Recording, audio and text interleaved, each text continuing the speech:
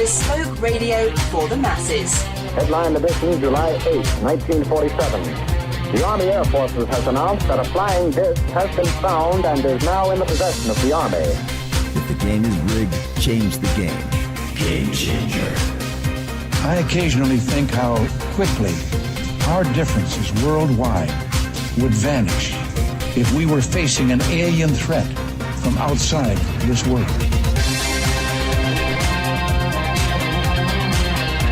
This is Fade to Black with your host, Jimmy Church, on the Game Changer Radio Network and KGRA, the Global Radio Alliance.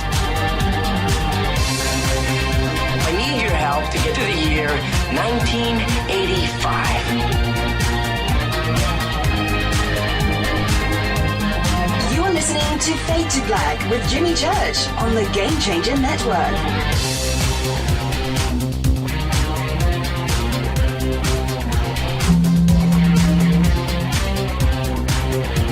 Welcome.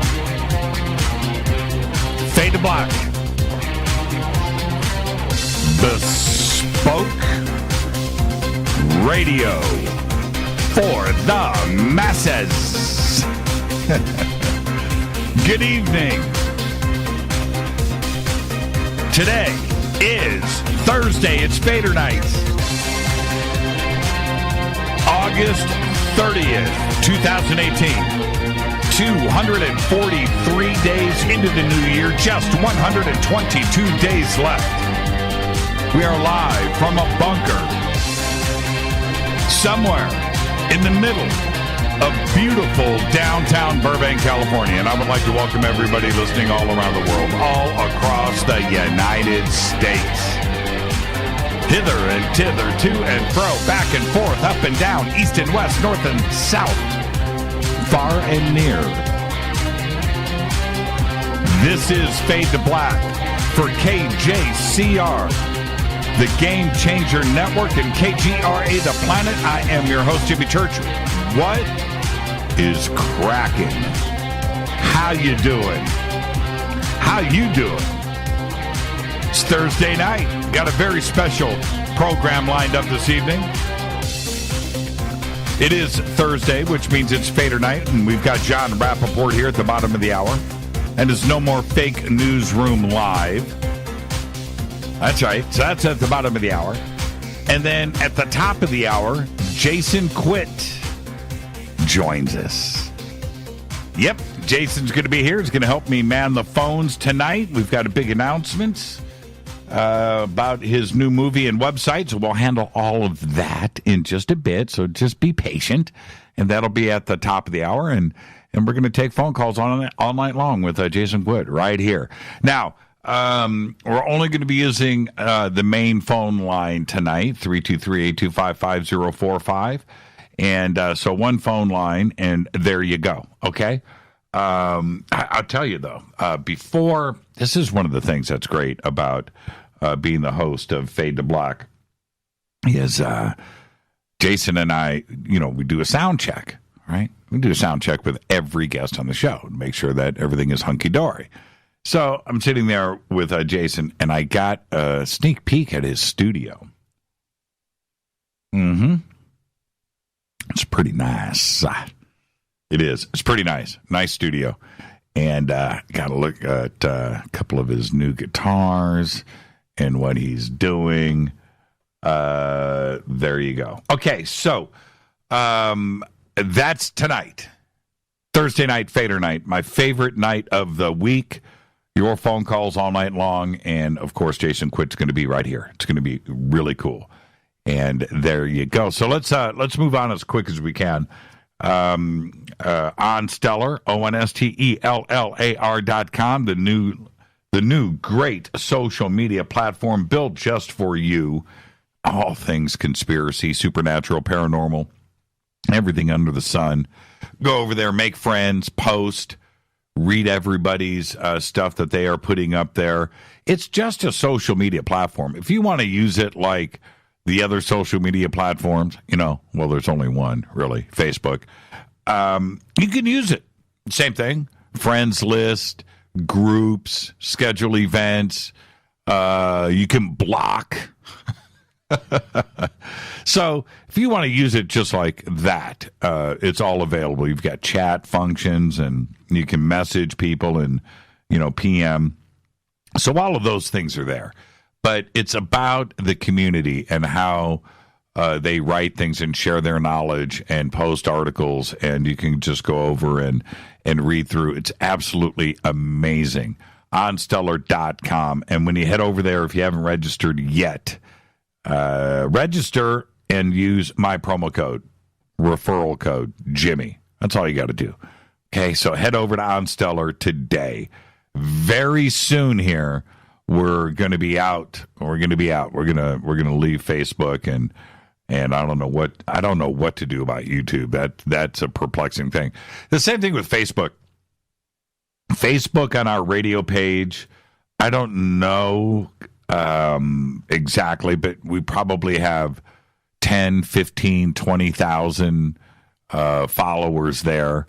And so that's an issue. I've got 5,000 friends on my friends list that I stay in touch with and let them know about the show. And some people just only use Facebook, right? So there's that part. So what do I do with those, I don't know, 15, 20, 25,000 people over there? I don't know. Same thing at YouTube, where we have, I don't know, how many, 50, 60,000 subscribers on our YouTube channel. What do we do with those?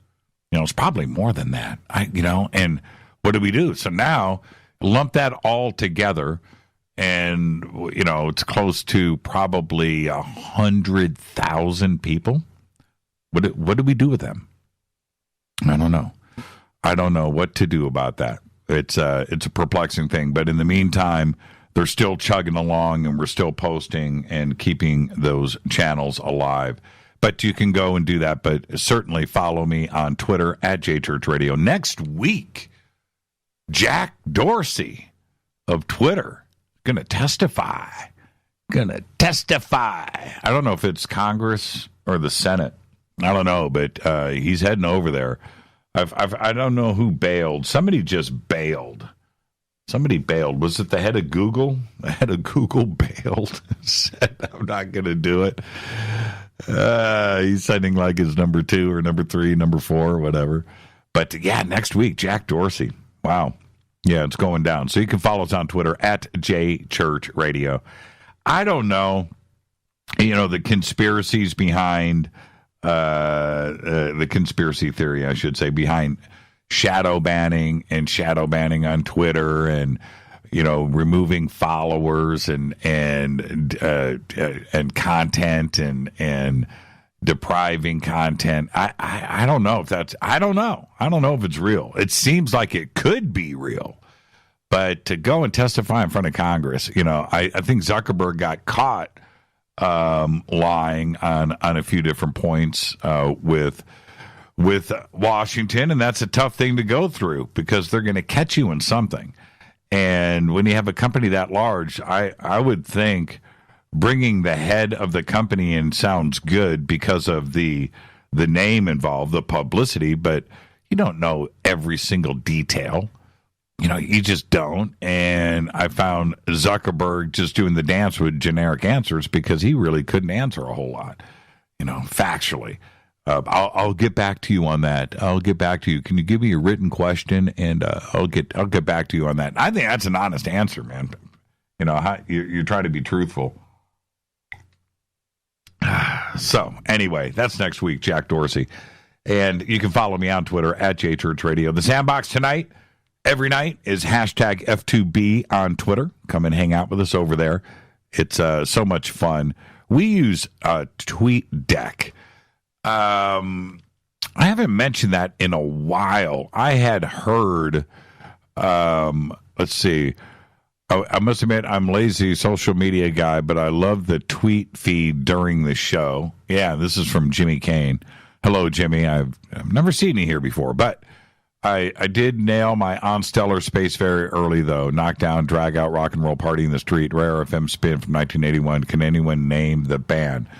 Knockdown, drag out, party in the street. That's right. Of course I know that song. I don't know. Who, Who sang that song? That's really. Let's see here. Hold on. Axe. Knockdown, drag out, party in the streets. That's good, man. That's good. Don't forget to subscribe to our podcast.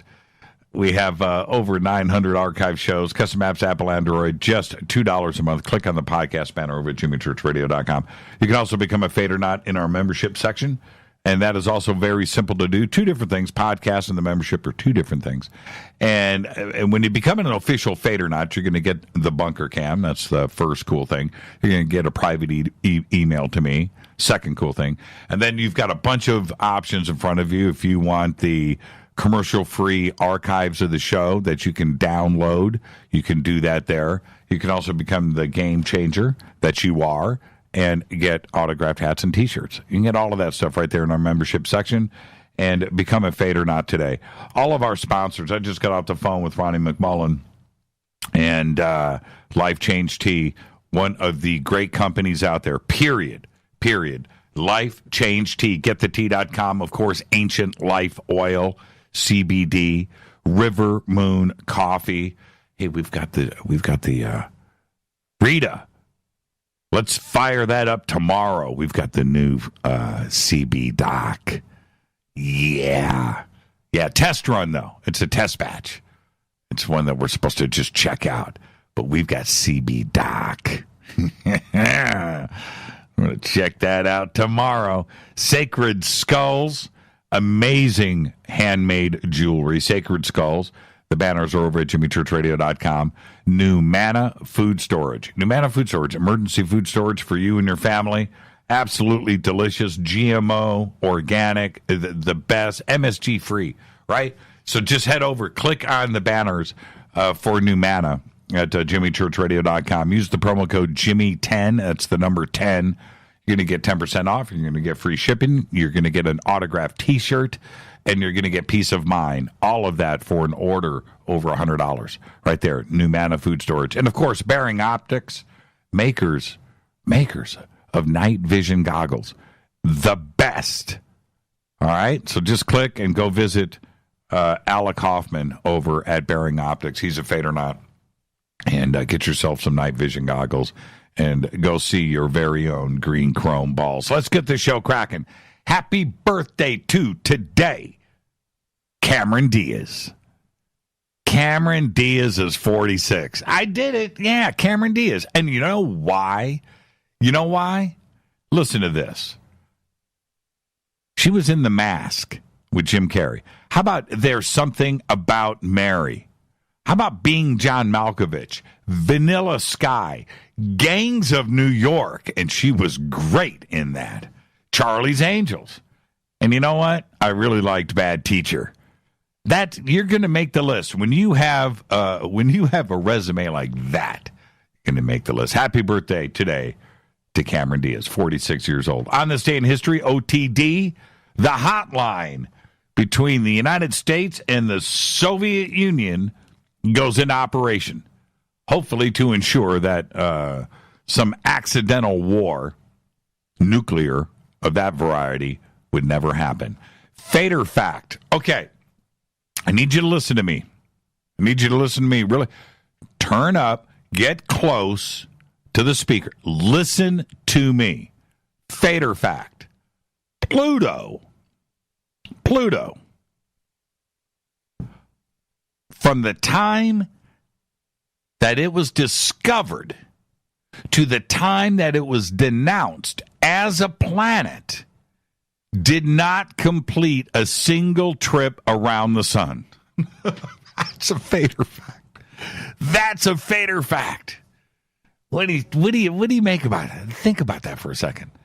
Pluto, from the time it was discovered to the time it got kicked out of the club, it did not complete a single trip around the sun. That planet is slow. It's probably going to get back in. So my next Fader fact about Pluto next year will be from the time that it was discovered to the time that it was denounced to the time that it was made a planet again, it did not complete a single trip around the sun. And that is your Fader Fact. Tonight is another Fader Night with Jon Rappoport, and there's No More Fake Newsroom live. That's right, tonight, in a few short minutes. And then at the top of the hour, Jason Quitt. Jason Quitt's going to be here. He's going to help me man the phones all night long. We've got a very big special announcement tonight about his new movie and how that is being done and where you can go check it out. All of that is going to happen tonight with Jason Quitt. We're going to use one phone line tonight. I'll be putting it out there on Twitter, but just let you know. The main line, 323-825-5045. Let me hit this coffee. Monday, we did Twitter night, right?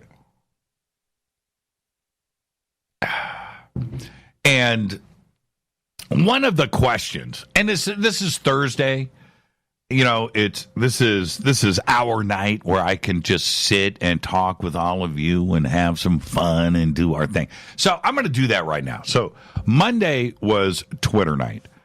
And one of the questions that popped up, it was like, hey, man, tell us a scary story or something like that. You know, what was your scariest moment? And I had to stop and think about that, right? Well, actually, after the show was over, it came to me. Okay, it came to me. And I want to revisit this. And I know that I have told this story maybe once or twice before, but it's a true story. Well, it's got to be true. That's the fun part. But it really happened how I'm going to lay it out to you. So let me just take you down a trip down memory lane. We're going to go back to Indianapolis, Indiana.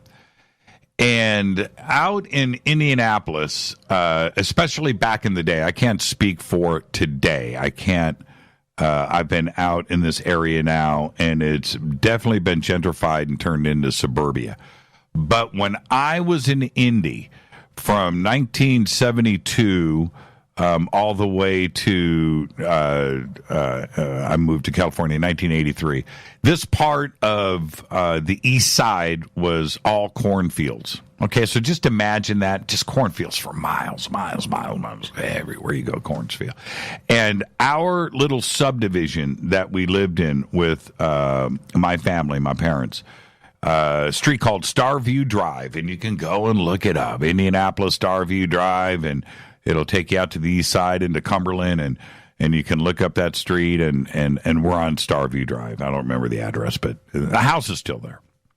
And there's a pool in the backyard, so look for all the houses with pools in the backyard, and there's probably one in that neighborhood. So anyway, all right, I digress. During the year after our graduation from high school, which would have been 1981, right in that general timeline, 1981, summer of 1981, out off of German Church Road, German Church Road and 25th Street, between 25th Street and 38th Street. Okay, and if you want to go to Google Maps, you can go and look at that. There were some train tracks there. And along the train tracks where German Church Road was this dirt road that jetted off to the east. And it was just like this weird road that was all by itself. A little dirt like a path, but it was a road. And one day, I was by myself. I turned up this road because the road, as it went east, went into a clump of trees. And the clump of trees was about, I'm thinking, quarter mile away. Maybe not quite a half mile. That would be too far. Quarter mile away. Clump of a pretty big chunk of trees. And I turned and I took the dirt road up to these trees. And it ended. And I was, and I pulled my car around, and there was, in the middle of this cornfield, was like this patch, and I'm going to say the size of a football field. Okay, so imagine that, a patch of grass, but it was kind of tall, uncut grass, but this like weird square thing. And next to it were these electrical lines. So we called this place, well, anyway, I leave and I grab my friend and said, hey, man, I found the perfect drinking place where we can go. You know, I was 18. I was 17, 18 years old. So we go, and I take my friends, Jim McLeister and Kurt Stokes and maybe a couple of others, and we get some beer. And we go to the spot. And we were there in the middle of the day. We turn around, we park, and open up some beers, and we got this little grass field in front of us. And then beyond that, cornfields, but there was like this weird patch of grass the size of a football field, and then behind us are trees, and behind that is the street. So we're all blocked and we're all secluded, and nobody knows we're there. And we're 18 years old. We're too young to drink legally, so we had a place where we can go and drink, our little spot. And McLeister, he's probably listening right now, named this spot the Electric Company. Call it the Electric Company because of the power lines. It's a little patch of thing. That was our little spot. So at night, we would go, we'd get our friends together. Okay, let's go to the Electric Company. Okay, cool. German Church Road, right-hand turn on the dirt road, pull around the trees. And for probably a good chunk of time, a few nights a week for maybe a year or two, it was a while, that was our spot, the Electric Company. We couldn't go to nightclubs, right? So, all right. One night we pile into this car. I'm driving, and it was a big car, like a Buick Electra or something. Big car, 2 bench seats, right, back seat, front seat, and we probably had 6 of us, right, and we all go, and we pull into the Electric Company. It's at night, and I back the car in. And as we were sitting there drinking, it got foggy. And it did, it's not that big of a deal, but it got foggy and it got foggier. And it got to the point where the fog was like, just covered us. Could not see like the hood of the car. And now remember, on the outside of this fog, we know what's out there. It's this square patch of grass the size of a football field surrounded by corn, fields, a wall of corn kind of thing. That's in front of us, but we know that we're completely alone. There's nothing, no houses, nothing for miles, right? We're in the middle of nowhere. And I'm sitting at the driver's seat, drinking, probably smoking some weed. And out of the fog from the front of the car comes this figure, and black and hooded, and comes up, and we freak just out of the fog. And he comes up to the driver's window, and I'm looking straight ahead, right? And I can't even look at the guy. I'm just looking ahead. He's right here, and he knocks on the window. And nobody, we're all sitting there like, oh my God. And I roll down the window. And there was some screaming going on. There was some freaking out. And the dude, and I won't even, I'm like looking at him like this, I'm freaking. And he looks down at me, and it's just a black face, right? He goes, have you seen my dog? What? Have you seen my dog? Oh, my God. And McLeister, who is sitting next to me, is looking ahead and freaking out. McLeister, Mr. Big, tall, tough dude, looking ahead. Did he just say, have you seen my dog? I think so, man. Have you seen my dog? I roll up. He walks away, turns around, and walks back into the fog and disappears. Gone. And I have never been that terrified in my life. The next day, okay, so we freak, and I know that we left. I can't even remember details beyond that. I remember, though, all of us, and I'm talking about 18-year-old kids that, you know, were tough, you know, not at that moment, right? So we got out of there. The next day, we went back, and I remember McCleister asked, I wish McCleister would call in. McCleister, you need to call into the show. The next day we go back and park the car and just look. We parked the car in the middle of the day, and there is nothing. You can't see a thing. There are no houses. It's nothing but cornfields to the horizon. There's this big chunk of grass in front of us, like I said, about the size of maybe an acre, you know, like the size of a football field. It's in front of us, and there's a wall of corn. There's no houses. There's nothing. And this guy was walking in this cornfield in the middle of nowhere, right?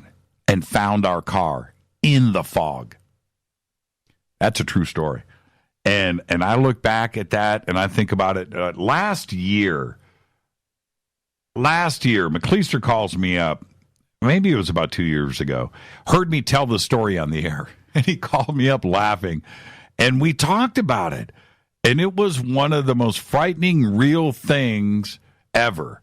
And we, for a while after that whole "have you seen my dog?"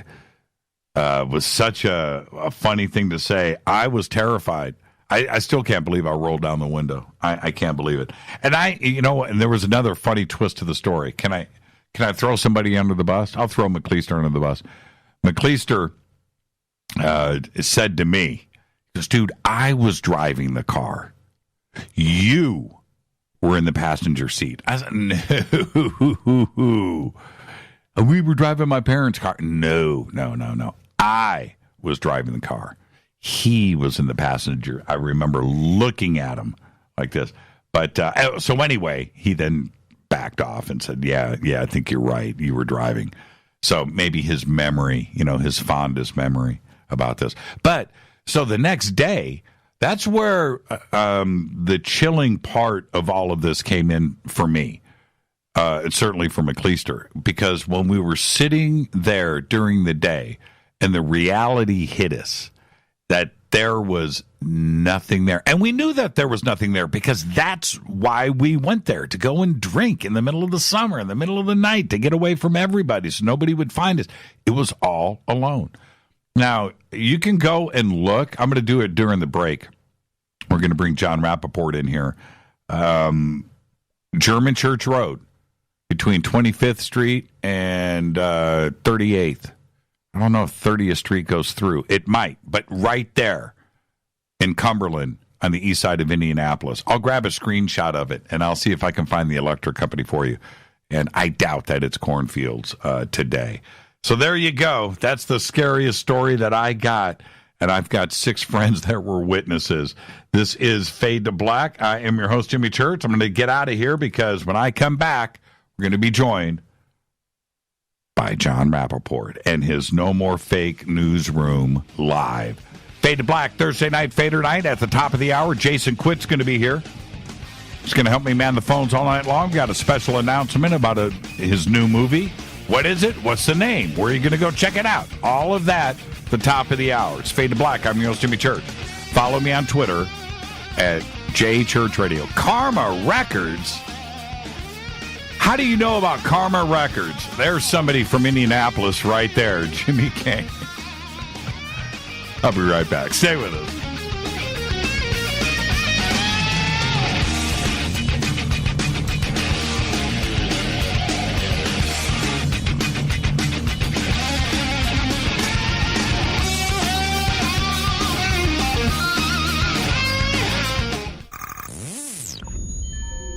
You're listening to Jimmy Church, Fade to Black. Fade to Black will now pause for alien identification. The station that talks the net. KGRA Radio. When you take the beans from Central America with dashes of Indonesian and African mixed in and then roast it to the dark side of fade to black, you create the ultimate brew of fringe. Introducing the Fade to Black blend from Rivermoon Coffee. Yes, Rivermoon's darkest customized roast was created for the love of Fade to Black. The alchemy of masterful roasting and smoking the beans is in every sip of this full-bodied, dark Java. I need my coffee dark, deep, with distinct bittersweet chocolate highlights, just like the bunker. Leaning further into the darkness of the roast is Fade to Black blend from Rivermoon Coffee. Just click on the banner at jimmychurchradio.com and use the promo code F2BBLEND for 15% off of your order today. Go Beckley Teppy. What can I say about the most popular tea on the internet? And what do customers say about Life Change Tea at getthetea.com? A lot. But by federal law, we at getthetea.com cannot make claims to how this product can enhance your health. We cannot even post our testimonies without being in compliance. So how do we get past the hump? Try our products at getthetea.com and see for yourself. You can send us a testimony, but we just can't post it. Bummer. Our products are GMO-free and organic. We pride ourselves in being the best we can be, and we urge you to take charge of your health. We're 11 years strong, and many of our customers have shared their successes with friends and family. Protect your colon. Log on to getthetea.com. That's getthetea.com. Getthetea.com. Getthetea.com. 9 out of 10 geneticists agree. Fade to Black is not your father's radio show. On the Game Changer Radio Network and KGRA, The Planet. Win big with KGRA this summer. Tickets and hotel accommodations to the biggest conferences, autographed books and DVDs, chances to win all-inclusive conference cruises, and private dinners with your favorite KGRA hosts. Click the contest tab at kgraradio.com for your chance to win big this summer. Your contact for the best alternative talk radio on the planet. kgraradio.com. Hi, this is Rob Reiner from Anvil, and you're listening to JimmyChurchRadio.com. What's up? I'm Chris. What up? This is Kyle Matthew, and you're listening to Jimmy Church Radio. And now, coming to you from the No More Fake Newsroom in deep space, which is the space that we suspect to be true, that the world as it is fed to us every day by the ministry of truth is a lie, a false reality, a movie projected on the screen of our subconscious. This, however, is the breakout. All the screens crash, they all go down, and we see the light of day. A new day. No more robots, no more androids. It's the No More Fake Newsroom with Jon Rappoport. Take it away, John.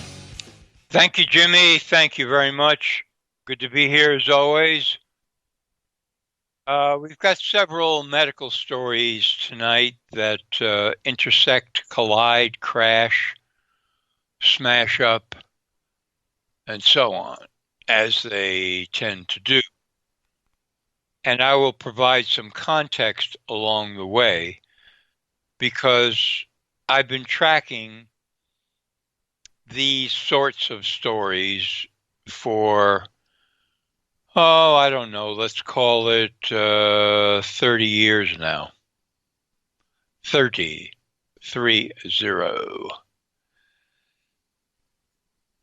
Here are some stats to consider. More than 1 in 5 adults, talking about the U.S., was on at least one psychiatric medication in the year 2010, which was an increase of 22% from the year 2000. Think about that. More than 1 in 5 adults, that's more than 20%, was on at least one psychiatric drug in the year 2010.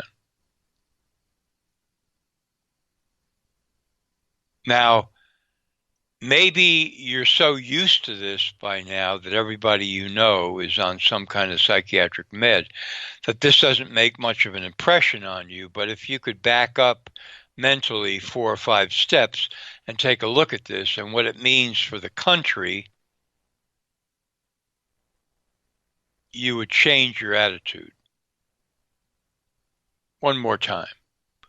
More than 1 in 5 adults was on at least one psychiatric drug in 2010.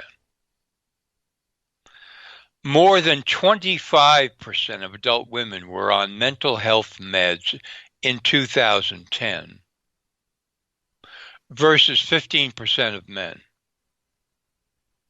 21% of women were on antidepressants.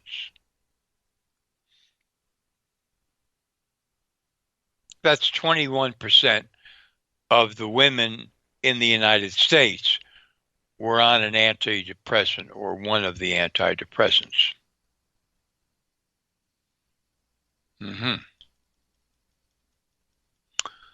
11% of women aged 45 to 65 were on anti-anxiety meds. 11%. 4% of adults were on medication for attention deficit hyperactivity disorder, ADHD, and there are an estimated 5.4 million children who have been diagnosed with ADHD.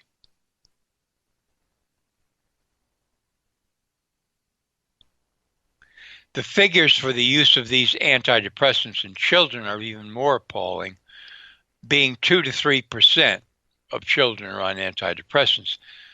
Especially scary since the drugs themselves can increase the risk of suicide, to say nothing of violence and murder.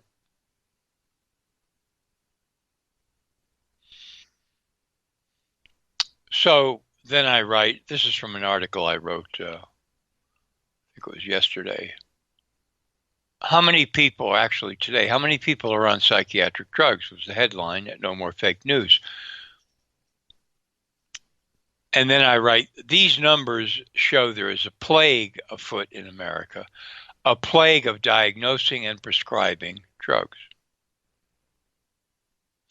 Now, I've spent a great deal of time over the last several years writing, and on this show I've explained that there is no psychiatric disorder or mental, so-called mental disorder, none, that has a defining diagnostic lab test. None. Zero. Of the 300 or so supposed mental disorders that exist, none have a defining diagnostic lab test. No blood test, no urine test, no brain scan, no genetic assay, nothing.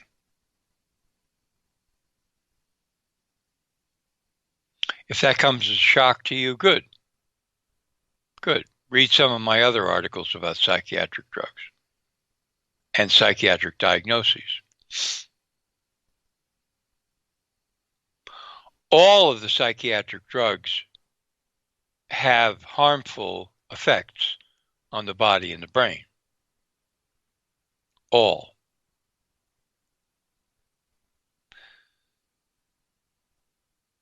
So, what does that picture look like to you with the stats that I've just given you?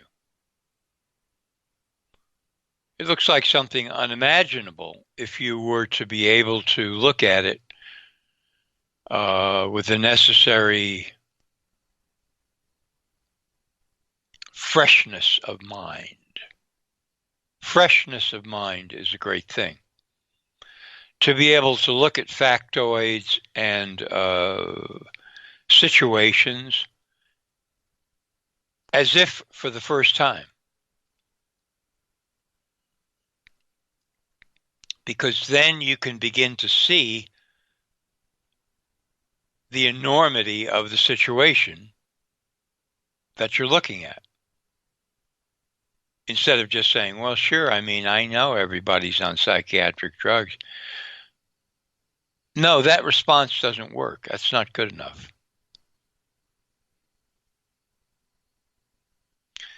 Because that response is sort of like a victim's response, or somebody who's dead but still walking around. Well, you know, I mean,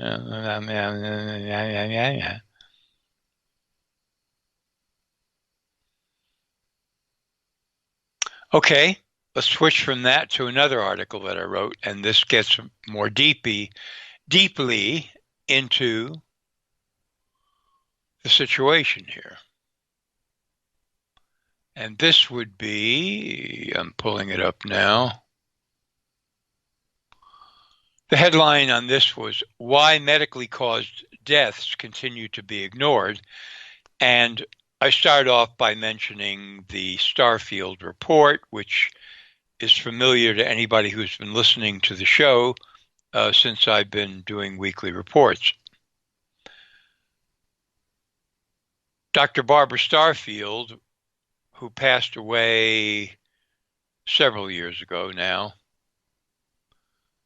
was a revered public health expert at the Johns Hopkins School of Public Health, mainstream, meticulous credentials all the way down the line. Happened to be a wonderful woman, which I know from having interviewed her.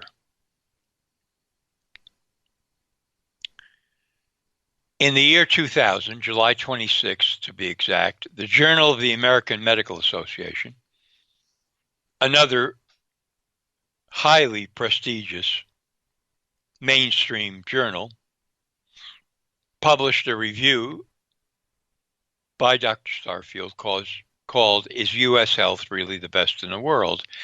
In it, she states her conclusion from research that every year in the U.S., the medical system kills 225,000 people. That means every decade, 2.25 million people in the U.S. are killed by the medical system.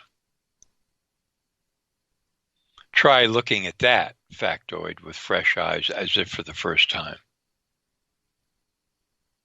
And if your mind is not blown, there's something wrong with you. Now, she breaks this down and talks about medicines and says that of this 225,000 people killed every year by the medical system, 106,000 a year are killed by FDA-approved medicines. I've been reporting on this for years now. I don't know how many times I've written about it. Many times.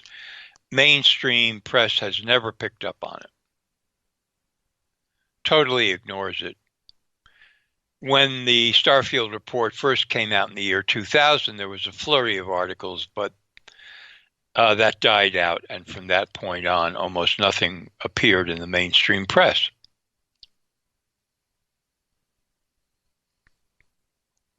So, why not? Why not? Silence in the press. Now I'm quoting from my article. On one obvious level, it stems from the fact that the pharmaceutical industry buys enormous amounts of ads on and around news media. Do not bite the hand that feeds you. Understood, obviously, right? Advertising revenues would be removed if mainstream press outlets began digging deep and on a continuing basis into this incredible tale of fact about how many people are dying every year as a result of pharmaceutical drugs. But that's just the beginning of why there is silence. Then I write, of course, blaming the medical system for 1 million deaths per decade, well, if you're the New York Times and you're making this into a take no prisoners ongoing building story, you're going to incur considerable heat, blowtorch heat. If one of these major press outlets like the Times or the Washington Post or CBS suddenly broke out of the pack and said, you know what? We're going to research and dig into this story about medically caused deaths all the way down to the ground and below. And we're not going to stop until we find out how this possibly can be happening and why the federal government is making no overall effort to remedy and change this Holocaust. That media outlet would come under some major heat. People would have to wear hazmat suits to work. Then there is this. Listen carefully to this one. Nowhere in the medical literature is there any evidence, based on published studies of drugs, that these drugs do such catastrophic damage. In fact, the studies and reports of clinical drug trials are largely glowing. Only one conclusion can be reached. The medical literature is rife with fraud from top to bottom. This fact would immediately throw the reputation of the most prestigious medical journals in the world into garbage landfills. You've got drugs killing 1 million people per decade, medical drugs in the U.S., and yet in the medical journals, you're finding largely reports on all these drugs that are glowing and very positive.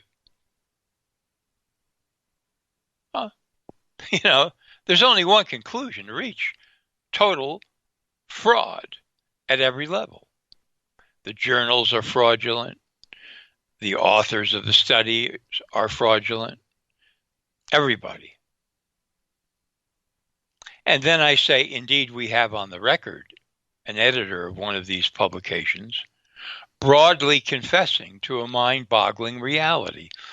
Dr. Marcia Angel, editor of the New York Journal of Medicine, the New England Journal of Medicine, for 20 years, has written the following.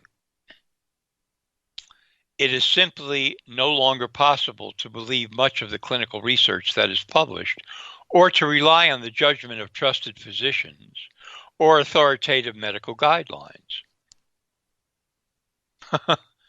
I take no pleasure in this conclusion, which I reached slowly and reluctantly over my 2 decades as an editor of the New England Journal of Medicine. Wow. Try to look at that quote with a fresh mind, as if for the first time. Marcia Angel, doctor, made that comment in the New York Review of Books on January 15, 2009, in an article called Drug Companies and Doctors, A Story of Corruption. Here's yet another reason why medically caused deaths continue to be ignored. If the press dug deep into the guts of the Starfield story, the FDA, which must approve all medical drugs before they're released for public use, would go down with a blinding crash. No one would be able to defend the agency. Its profound criminal alliance with pharma would come full force to the surface. The FDA would simply be done, finished. Multiple medical schools would come under the gun for their relationships with pharma and their basic practice of teaching monopolistic drug medicine and not nutritional medicine. These schools pretend, quote, the evidence of safety and efficacy for, end quote, for drugs is invariably clear. Therefore, the medical schools, are abetting what amounts to a capital crime. And what of the basic Hippocratic oath to first do no harm? Where is that vaunted pledge that tries to establish the practice of medicine as supremely ethical? As you can see, a whole long line of dominoes would fall if the Starfield story were pursued by the mainstream with time, energy, money, and passion for the truth. And Starfield is not the only citation on medically caused deaths. In the past, I've documented other citations that are just as chilling and just as mainstream. And finally, we arrive at a psychological and even philosophical reason for press silence on this ongoing Holocaust. And I think anybody listening to this show who's a regular will be able to relate to this. Just think of your favorite story, your favorite non-mainstream covered, far out, fantastic story, okay? For millions of people, the institution of medicine is a foundational pillar of reality in the world. Attachment to it is, in a way, mythological. Loyalty to the medical system runs the gamut from hope for raw physical survival to spiritual sustenance, creating doubt, widespread doubt about such a powerful building block of existence. That would be tinkering with the very structure of things, which is exactly what I'm doing here. So, for example, if your favorite story happens to be UFOs, you can say, well, the root reason that this story has not been widely covered and correctly covered by the mainstream for the last, 60, 70 years, is because the idea of we are alone, there are no aliens, there are no ETs, is a foundational pillar of our reality. And the notion of cracking that foundational pillar of existence is something that the mainstream does not intend to do. When the story gets that heavy, they do not intend to fracture and crumble a foundational pillar of reality. And by that, in case there's any doubt, I mean the basic things that people cling to that keep them comfortably deceived about their lives and about reality and about the universe and about the government and about the state and about sacred institutions and about organized religion, etc., etc., etc. All of those basic things that most of the sheep on the planet comfort themselves with. The press is not about to smash those foundational structures, which is exactly what would happen if the medical facts that I'm alluding to here were not only made public, but pounded on day after day, as they should be in the press, and investigated fully at great depth, forcing people to come out of hiding, medical people, and admit their own crimes and roll over on other even higher up people in the structure. That's the deal, folks. That's reality tinkering. And that's what reporters are actually supposed to do. They're supposed to, taking a quote from the great movie Network, meddle with the primal forces of nature. That's what they're supposed to do. That's why anybody who wants to become a journalist of any significance wants to become a journalist. Because the so-called primal forces, many of them turn out to be fakes, deceptions, mind control, methods of hypnotizing the public and keeping them in their confined spaces.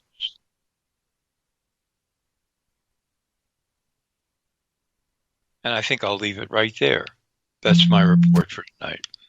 Unbelievable, John. Once again, and you know, I'm going to take things one thought further, and which is scarier probably than everything that you just said. And it's this: the real reason why it's not investigated, the real reason why it's not reported on, the real reason why is because nobody wants to give up their vacation homes, the Mercedes in the driveway, the bonus checks, the money, the lobbying money, and that's what it comes down to. It is such a powerful drug, money, and they are willing to turn the other cheek and take money instead. And I agree absolutely, except for this. I think that there is another level, except it's an unconscious level, that everybody lives on, including the press, the people who are corrupt, the good people, everybody. And on the subconscious level, there is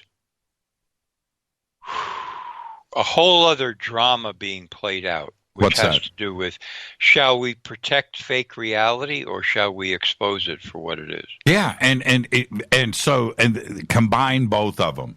You're absolutely right, and you combine both of them, and you've got our reality today on how this is dealt. That gravy train, and the lack of morals of those that are riding that gravy train, which is millions of people, of that money gravy train. Their existence on this planet, they're here for a short time. They don't care about repercussions, the effects on other people. Their little bubble in their world, that little secular thing that is their existence, is being fed money, and they don't care about the rest of the planet or anybody else or health risk or anything at all. They would rather go to Vegas and gamble for the weekend on Big Pharma's money. And to them, that makes it all okay. It's somebody else's problem. And combine that with everything, you're absolutely right. It's a dangerous world. Dangerous. Powerful night tonight, John. Thank you so much. Thank you so much, Jimmy, as always. We'll see you next Thursday. And I'll say it again. Thank you so much, John. Like I do every Thursday night, start off your day every day at nomorefakenews.com. All right. Thank you so much, John. I'm your host, Jimmy Church. This is Fade to Black. And when I come back, we're going to kick off this Fadernight Thursday night with our very special guest. Jason Quitt joins me. He's going to help me man these phones. We're going to do a couple of special announcements tonight. It's going to be a great night. Stay right there. I'll be right back.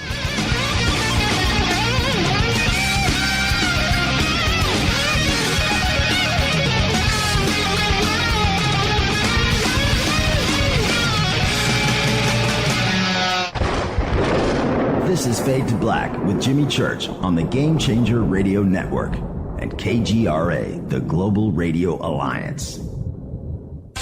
This is KGRA Digital Broadcasting Station, Salt Lake City, Utah, Van Buren, Arkansas.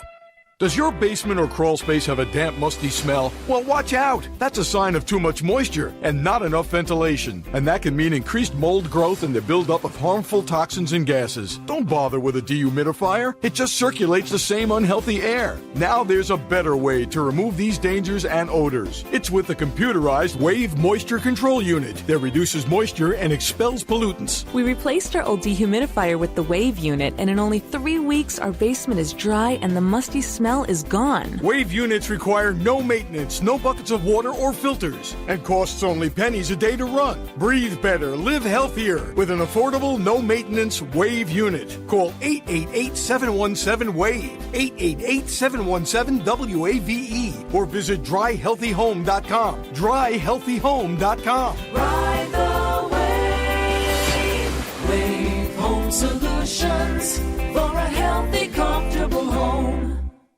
Hello, I'm Katie, and you're listening to my main man, Jimmy Church, on jimmychurchradio.com.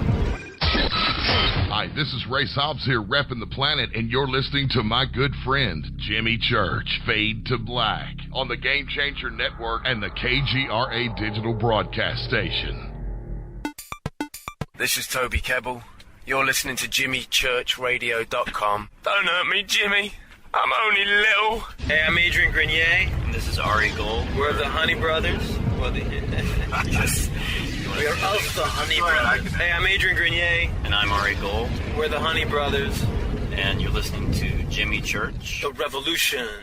This is Micah Hanks of the Gralien Report, and you're listening to Jimmy Church on Fade to Black, across the globe on the Game Changer Radio Network and the one and only KGRA Radio, The Planet.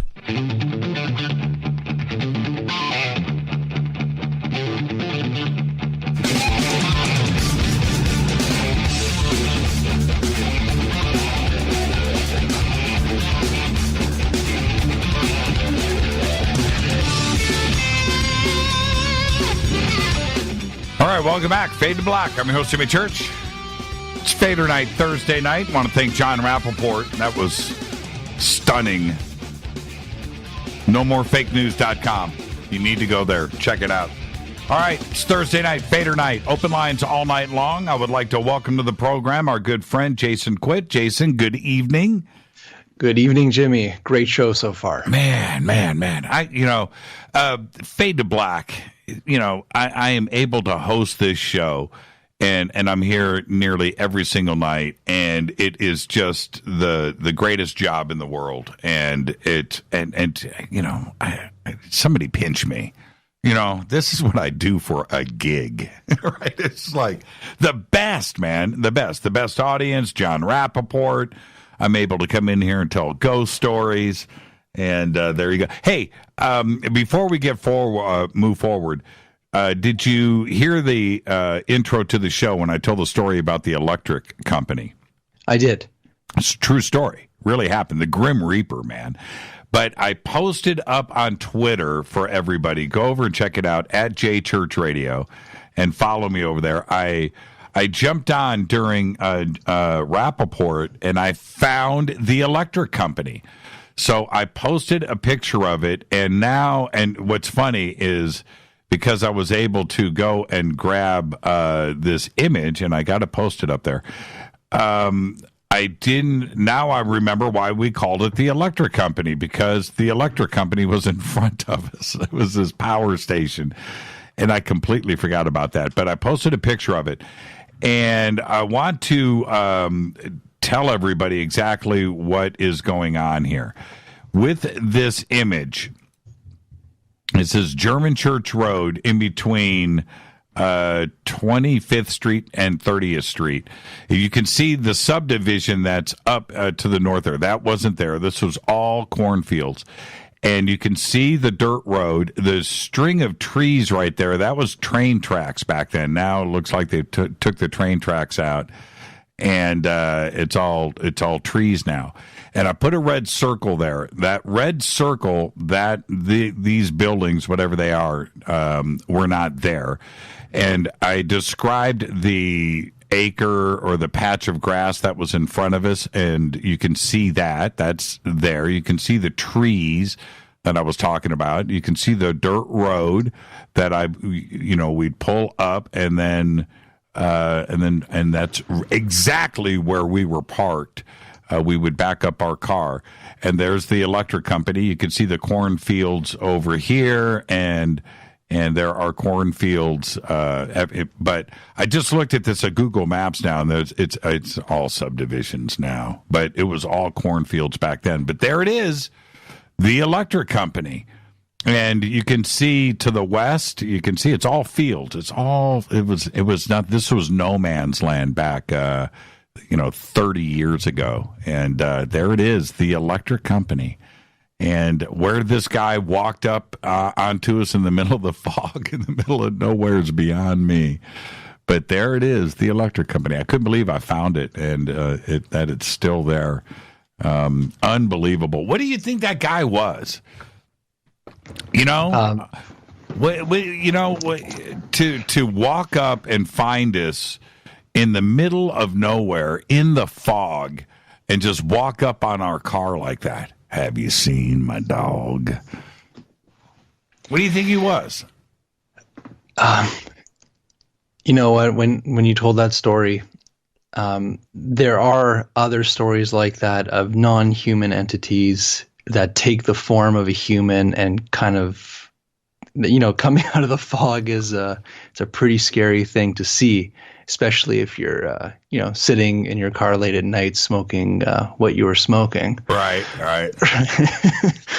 But you should have stayed in your car, and you did. Yep. And just kind of drove away. Which we did. But that could have been, I would maybe even say, a spirit. Yeah, I know. And looking back, this is what is scary. And you go back to the old Carlos Castaneda books and some of those references where if you encounter something like that, do not interact. Don't do it. Don't do it and get out of there. And thankfully, that's exactly what we did. But I did roll down the window, man. I did roll down the window. That could have had a really bad ending. I mean, a really bad ending. But it really happened, man. It just like I described it. It just right out of the fog, man. Black figure, black. And I keep referring to him as an old man.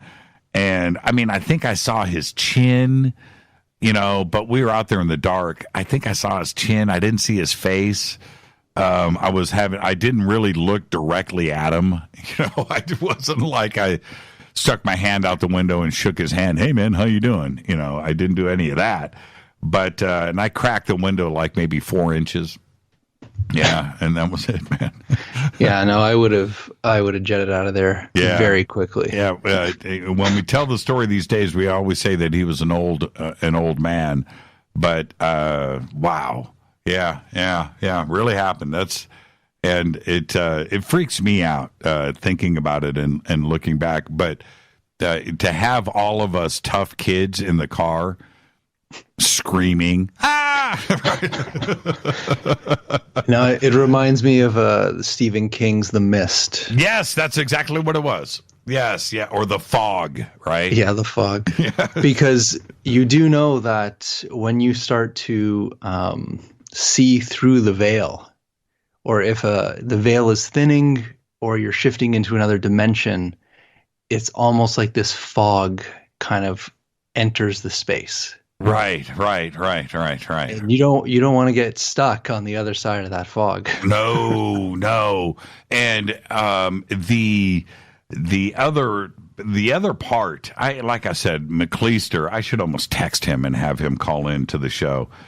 When we went back the next day, and we already pretty much knew, we've been out there so often, but when we went back the next day and just had a really good look at everything that was around, there was nothing there. What was this dude walking around in the middle of nowhere like that? And Google Maps today, when you look at it, the subdivisions that are out there, but you can still see a big chunk of cornfields and stuff. But back then, I'm serious, man. There was nothing there all the way to the Ohio state line. All right, Greenfield, 40 miles away, another town, but back then there was nothing there, and that's why we went there, so we could be alone. And if your headlights were off, how would he even see you through the fog? No, you can't. You just wouldn't do it. But yeah, that's a true story. Every word, it actually happened. All right, my friend, what's going on in your world? Well, I am very excited to announce that we're launching a movie called Into the Void, and it's all about the subjects that you're talking about, even the subject that you just shared with this potentially entity ghost story coming out of the fog. And what happened is that when I released the book Forbidden Knowledge, and this has been, a couple of years back, I released that book, and ever since I released that book, I've been getting hundreds of emails from people saying they had that experience. They've never told a soul about it, and they didn't even think it was real that they experienced it until they heard somebody else talking about it, like myself and other people you have on your show. And we realized that these experiences are a worldwide phenomenon. It's happening across gender, it's happening across religion, it's happening across race. We're all experiencing the paranormal or something outside of us. So this movie, which is a feature documentary that we're starting to film, we've already started back in March filming it. And we just released the trailer. In fact, it came as a surprise at ECETI. I don't know if you remember that night. I do. You were doing the, Cards Against Humanity, which... it shall never be mentioned again. Which shall never... Yeah, that happened. That was pretty fantastic. But, we got the message right before you played that game, and I ran up to read it. I said, I just got the trailer for the new documentary. Can I put it on the big screen and show everybody before the game? And luckily, we got it up. We showed it to ECETI first to see what they would think of this trailer, and everybody absolutely loved it. And I will post a link actually on Twitter right now for everyone to see. But we were trying to bring people in from all over the world that have these similar experiences of outer body experiences, near-death experiences, contact experiences, paranormal experiences, awakening experiences, all the really crazy stuff that many people around the world experience. And we're getting them on film to not only tell the story, but we're doing like a Hollywood level CGI, and we're doing reenactments of the actual event that would take place in their story. So it's a really awesome way to bring this information into the public domain and have fun doing it. And we already have some amazing people involved in the film. Now, Go hold on. ahead. Let's do that in just a second. Yeah. Post up the link to the website and use the hashtag F2B, and I will do a retweet. So while I am speaking right now, you post to Twitter. Oh, there it is. Got it and up. That's the YouTube link for the trailer, and then here is the website. Okay, where you can get all the information. Okay, get that going. I'm going to retweet this now. I went to the really nice website, and what I dig about the website, it's a fresh design. You're always forward thinking, and you do things the correct way. So the website is really, really cool. The trailer, I'm going to play the trailer here in a second. And we'll catch the audio part of it for everybody, but it's really cool. So I'm going to get that going too as well. And the website is intothevoid.movie, not M-O-V, but M-O-V-I-E, intothevoid.movie. And it's really cool. So I've got there you go. Thank you, Jason. And I am going to. I watched the trailer again today, and I'm going to play it. I know that it's visually captivating, but there's some cool audio too as well. So I am going to just play the trailer just because. Here it is right here. Let me do a quick restart, It's hard to explain. Being out of my body feels more real than life itself. Death doesn't exist. It's just altered states of consciousness. In true science, we cannot say it's impossible. There's always a possibility. Always.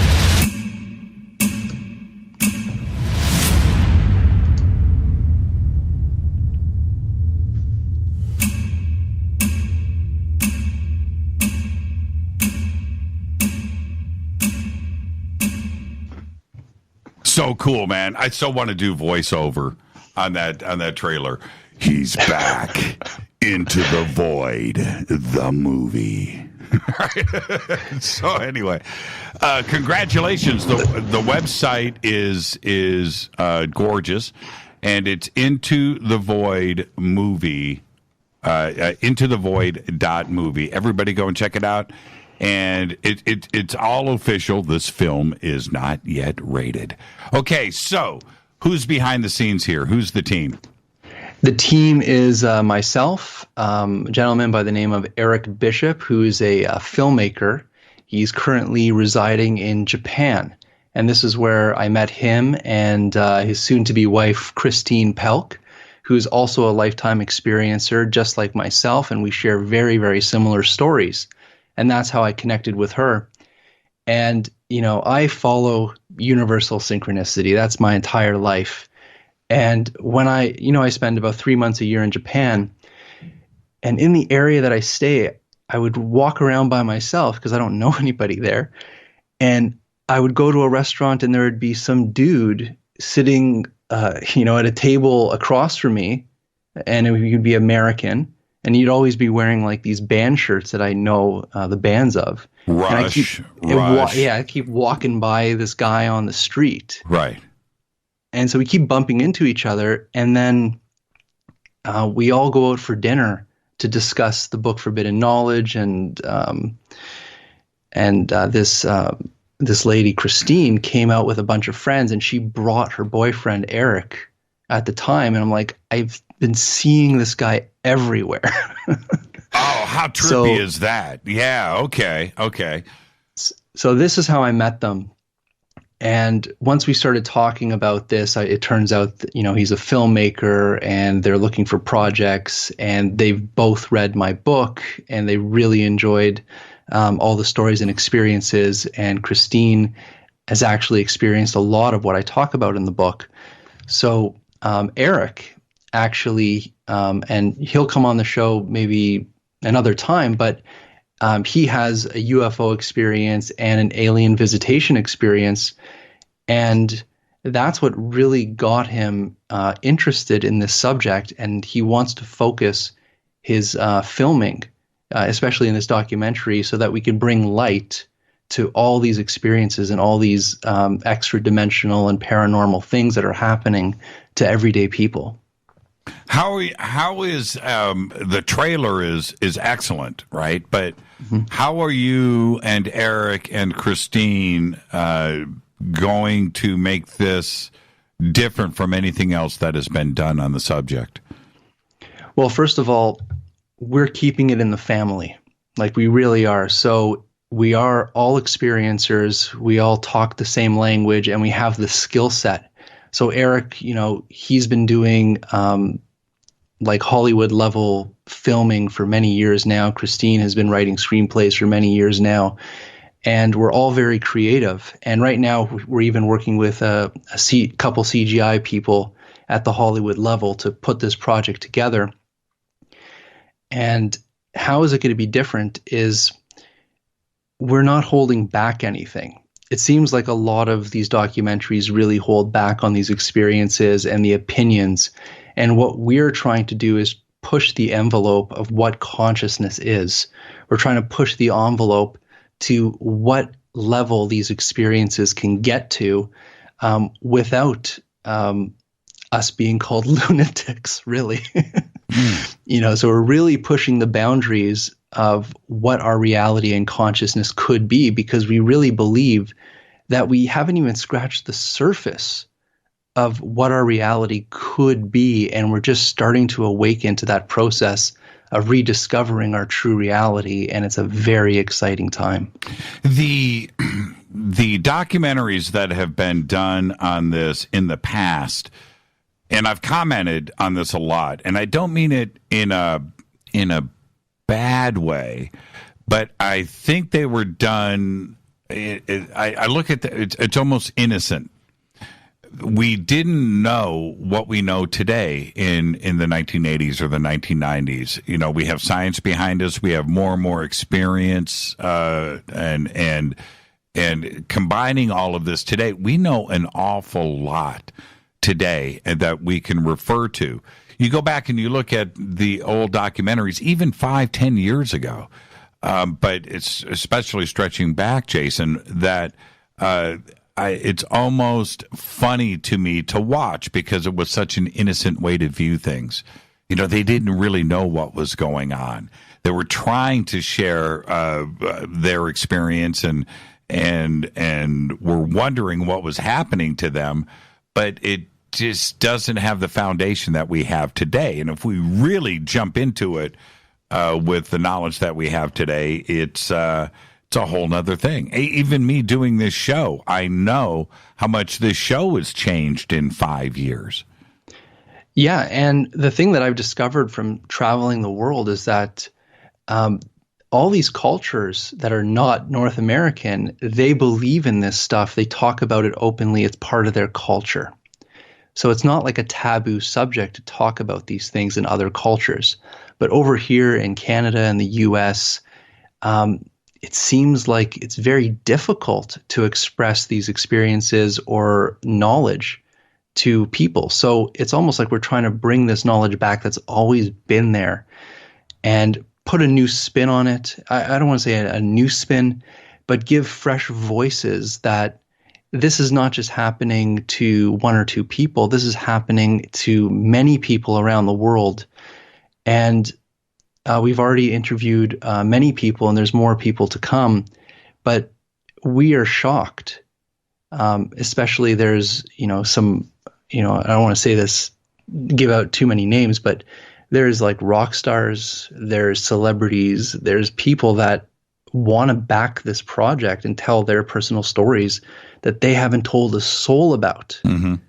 Because, I don't know, it feels like it's time for all of us to share because, once we start sharing these things we keep within us, that's the first step of healing. And I think that's the first step of shifting our awareness as a community is to be open and share our true experiences of whatever is out there. And it's definitely mind expanding. What do you think about some of the actors and musicians that have started to come forward today before, let's just be straight. They didn't want to have their career messed with. They didn't want to, but today it's not the taboo thing that it used to be. And so they are able to come forward and aren't afraid of some crazy backlash from the public and being labeled a certain way. It's very, very freeing. And I think that's what they're feeling. And like, for example, I was in Tokyo with Eric and Christine, and we were having dinner with a couple pro wrestlers because that's also part of their family business. And we're sitting with one of the most famous wrestlers in all of Mexico. His name is Dos Caras Jr., the son of the original Dos Caras, the masked wrestlers in Mexico. And I was just talking openly at the table, and I said, yeah, we're doing this movie, and, I've had this experience of sleep paralysis and the shadow figure, standing in the edge of my bed. This guy's jaw, dropped. And he was like, I've never heard anybody say that because that's exactly what happened to me. And I haven't told a soul. And let me tell you my story of what happened to me. And it's like an instant connection with someone who's had the same experience, but they keep it bottled in. They don't tell anybody because obviously fear of ridicule. But when you start to talk openly about this and you realize there's so many people that share these same experiences, these celebrities or just normal people, they want to come out and they want to share it. They want to go on social media. And even on intothevoid.movie website, we have a discussion group, and you can actually submit your experiences and stories because, if we look over a really unique story, we may want to like put it in the movie and feature that story. Well, I'm looking at him here, Dos Caras Jr., and he is a huge, huge name in pro wrestling, but he's a big, intimidating guy, right? Yeah. What was it like to sit with him and have him open up emotionally? It was amazing. It gave me so many chills because him and his family had so many stories of really paranormal things where him and his brother even experienced something together. So it was a dual experience, which he does share in the documentary. So, it's amazing that these people could open up and share their experience. And yeah, he's a big guy. He's a big dude. He's a big dude, man. I'm looking at him here. He's big. He. We all went. I think the last show we talked about the Korn concert. Yes, we went with him at the Korn concert, and yeah, he was just. That was fun. He's a big guy. I want one of his masks. You need to talk him out of that. Oh, that can be done very easily. Man, actually. I want it signed. I'm going to put it in the bunker. But yeah, he's a big dude. Yeah, so I mean, when he's opening up and talking about these experiences, I think that says a lot to not only his fans but the world, where this is somebody, just another segment of our society and pop culture that has had these experiences and now is willing to come forward and talk about it. Exactly. And we even have Dr. Yasu Nomoto, who is a physicist who works at the Emoto Water Foundation in Japan, who is a real scientist. And you heard his voice in the trailer. Yes. Talking about how nothing is impossible in science. And he himself also has these consciousness experiences and is very interested in the subject. And he has a very scientific point of view of how this happens. And it's amazing that we can get the pro wrestler having these experiences and then getting a scientist talking about the same things. So this goes across the board of experience, and we're all trying to figure it out. We're all trying to go down that road of understanding. And that is why we're doing this documentary. It's really a labor of love. We're doing this ourselves. This is with our own resources, and we want to give this to the world. We want to share these stories, and we want to do it at that level that people will look at it. So we're going to do it right the first time. And, we are seeking support from people that want to help the project move forward, and they could also find out how on intothevoid.movie as well. Yeah, we'll do all of that and talk more about it, and open up these phone lines. Intothevoid.movie. That's the website. We got the links up there on Twitter and jimmychurchradio.com. More with Jason Quitt, and your phone calls are next. Stay with us.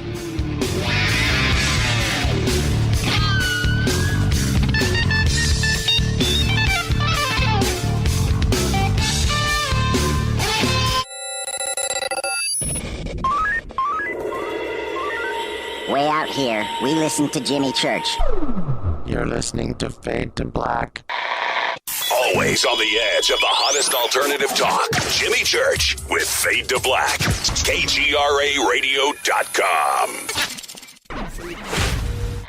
¿Qué tal, mis amigos? Yo soy Mario Carson, el tiburón, y los invito para que escuchen a mi buen amigo Jimmy Church Radio. ¡Claro que sí!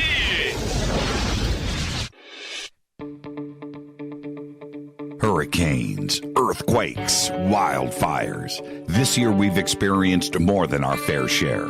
This is Jimmy Church of Fade to Black, and last month I decided to make sure my family does not have to worry about food should we get caught in a real emergency situation. Introducing Numana, a healthy, storable product that tastes so good that you'll want to eat it every day instead of just during those times of duress. All Numana products have a 25-year shelf life, are MSG and GMO-free, no preservatives, and are made in America.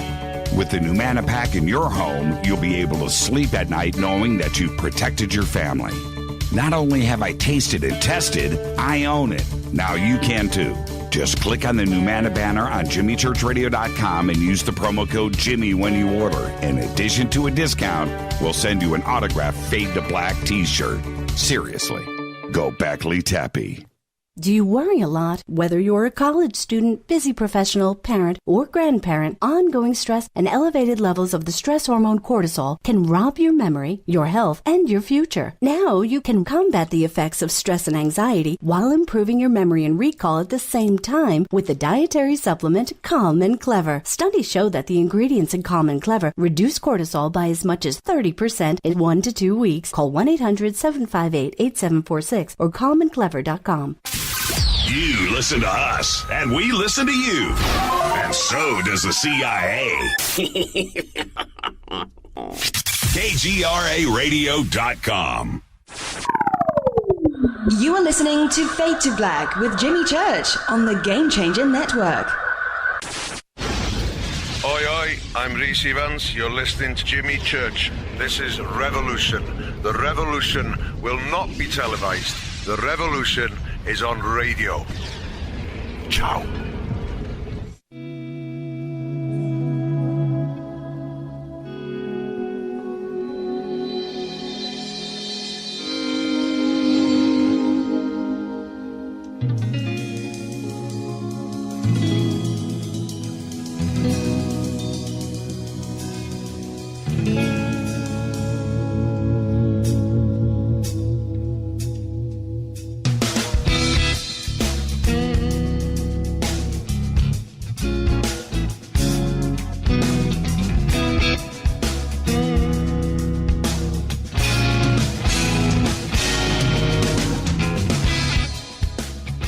Welcome back, Fade to Black.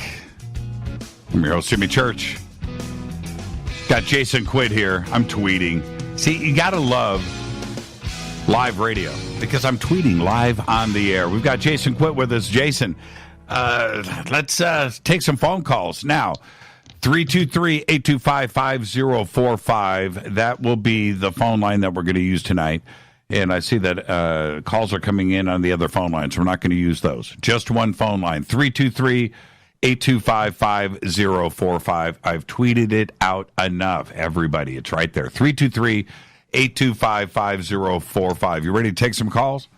Absolutely. Let's go. Hi, you're live on Fade to Black. You're up first. Who's calling? You're live. Hello? Yes, you're live. Hello? Yes. Hey, Jimmy. My name's Will from Texas. Hey, Will from Texas. I was listening the other day at when you were talking with Alan Green, and you mentioned that he talked about Shakespeare talking about Oak Island. And I just kind of wanted to share this with all the Fadernauts. You had Brett Stewart, a remote viewer, back a while ago. He has a YouTube channel called Technical Intuition, and he reveals that they remote viewed Oak Island, and y'all can go there and watch the video of the results. But the object that he remote viewed kind of sounds like it's part of the pyramids. The pyramids was some kind of energy device. What he saw on Oak Island, the sphere that's buried there, was used as some kind of energy collector. And I don't know, I just kind of wanted to put this out there for everybody, and maybe some more pieces to the puzzle can be put together. Well, I thank you for that. And if I remember on that show, we didn't bring up Oak Island. I brought up Oak Island after Alan left, and I kind of regretted that. I wanted to go back and get to it because of all of my research in Oak Island over the years, the one thing that came up was Francis Drake and Bacon and Shakespeare, and that could be what was deposited there. So, but I didn't get around to it. I'm going to have Alan on Coast to Coast next month, and I'll bring it up then. Okay, but yeah, like I said, Technical Intuition's Brett's channel, and he has a lot of stuff that he remote viewed that he has on his videos, and they're very eye-opening on the results. And like I said, it just, when you said that, something clicked. Right. And I was like, I remembered that, and I don't know, I just wanted to share. Yeah, I appreciate it, man. What was your name again? My name's Will Phillips. Thank you, Will. Will from Texas, and first-time caller. Thank you so much. Thank you, Jimmy. All right, you have a good night. Yeah, you too, Will. Did you, Jason, you're a busy guy. Did you listen to the show the other night with Alan Green? I didn't have a chance, but he brought up a very interesting thing about those spheres. Because those spheres are found everywhere across the planet, even in Antarctica and in Russia. They're everywhere, these spheres. Well, and okay, no, the show was about Shakespeare. Yeah. And now, okay, I want to hear your connection between those two things. Okay, because he said that there was some remote viewer that said there was a sphere buried there that had something to do with the pyramids. Yes. And but there are spheres virtually on every continent. They're everywhere, and it's a big enigma. And what he's absolutely right. What they were supposed to do was they were amplifiers and collectors of energy that were placed on different meridian points of the Earth, like the ley lines. And what it did was it held the field that the pyramids would broadcast. And this is very, very ancient. I would say this is pre-flood era. And now they have these huge sphere stones found everywhere, and they still don't know how they cut them.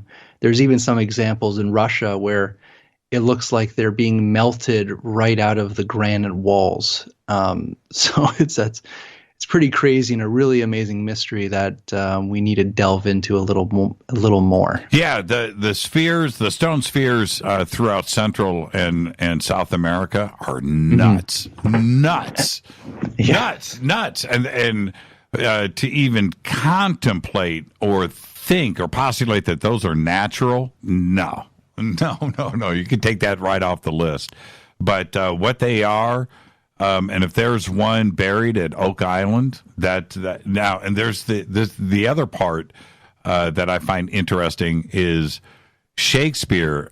I don't even think that's his real name, right? Or whoever, that's a pen name, and then you can flip it, and you have Spear Shake or Spear Shaker. There's some other stuff to this too as well that Alan was talking about the other night. That's you need to go and watch that show. Go to his website, tobeornottobe.org, and look at his research that he has done, and the cover page of the sonnets, and watch his video breakdown of that. It's man, that's a crazy mystery right there. Let's go back to the phones. Area code 414. You're up next on Fade to Black. Who's calling? You're live. Brian Bosley. This is who? Brian Bosley from West Dallas. Hi. Oh, wow. Second call from Texas tonight. How are you? Hello. You're live on the air right now. Yes. How you doing, Jimmy? I'm doing good. What's on your mind? Say hi to Jason. Hi, Jason. You need to Good to hear from you. Yeah, you need to speak up, though, or unless you're on speakerphone. Okay. We can barely hear you. No. Okay, I'm not on speakerphone. Okay. Yeah, I'm a lifelong alien abductee. I've been in the military, and I think I figured it out. You figured it out. Okay, what'd you figure out? Yes, I have. What'd you figure out, Mr. Bosley? All these clues about why we're here on Earth. Okay. I think that we are here the AI, artificial intelligence, is brought us back from the planet that exploded 3 planets out. Okay, 3 planets out into the asteroid belt. Yes, exactly. And we are here because they are trying to bring us back to the glory we once used to be. And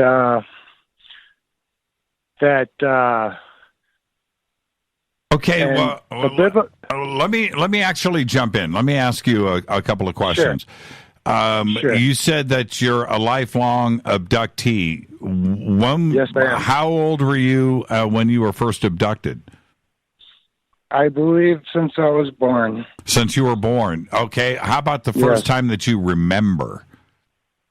I remember when a little kid, I seen a alien craft in the neighbor's yard, and it was like shedding light. It was like a melted thing, and he died when he was 18 years old. So I don't know what that's got to do with anything, but I got a message for humanity that there's going to be a judgment day, like your buddy Carson. I can't remember his first name. Billy. Billy, yes. And he's on the right track. And there's going to be a judgment day, and there has been for a long time. And that's why there's all these underground places. Like, they take certain people, they put them underground, and then they wipe out the world.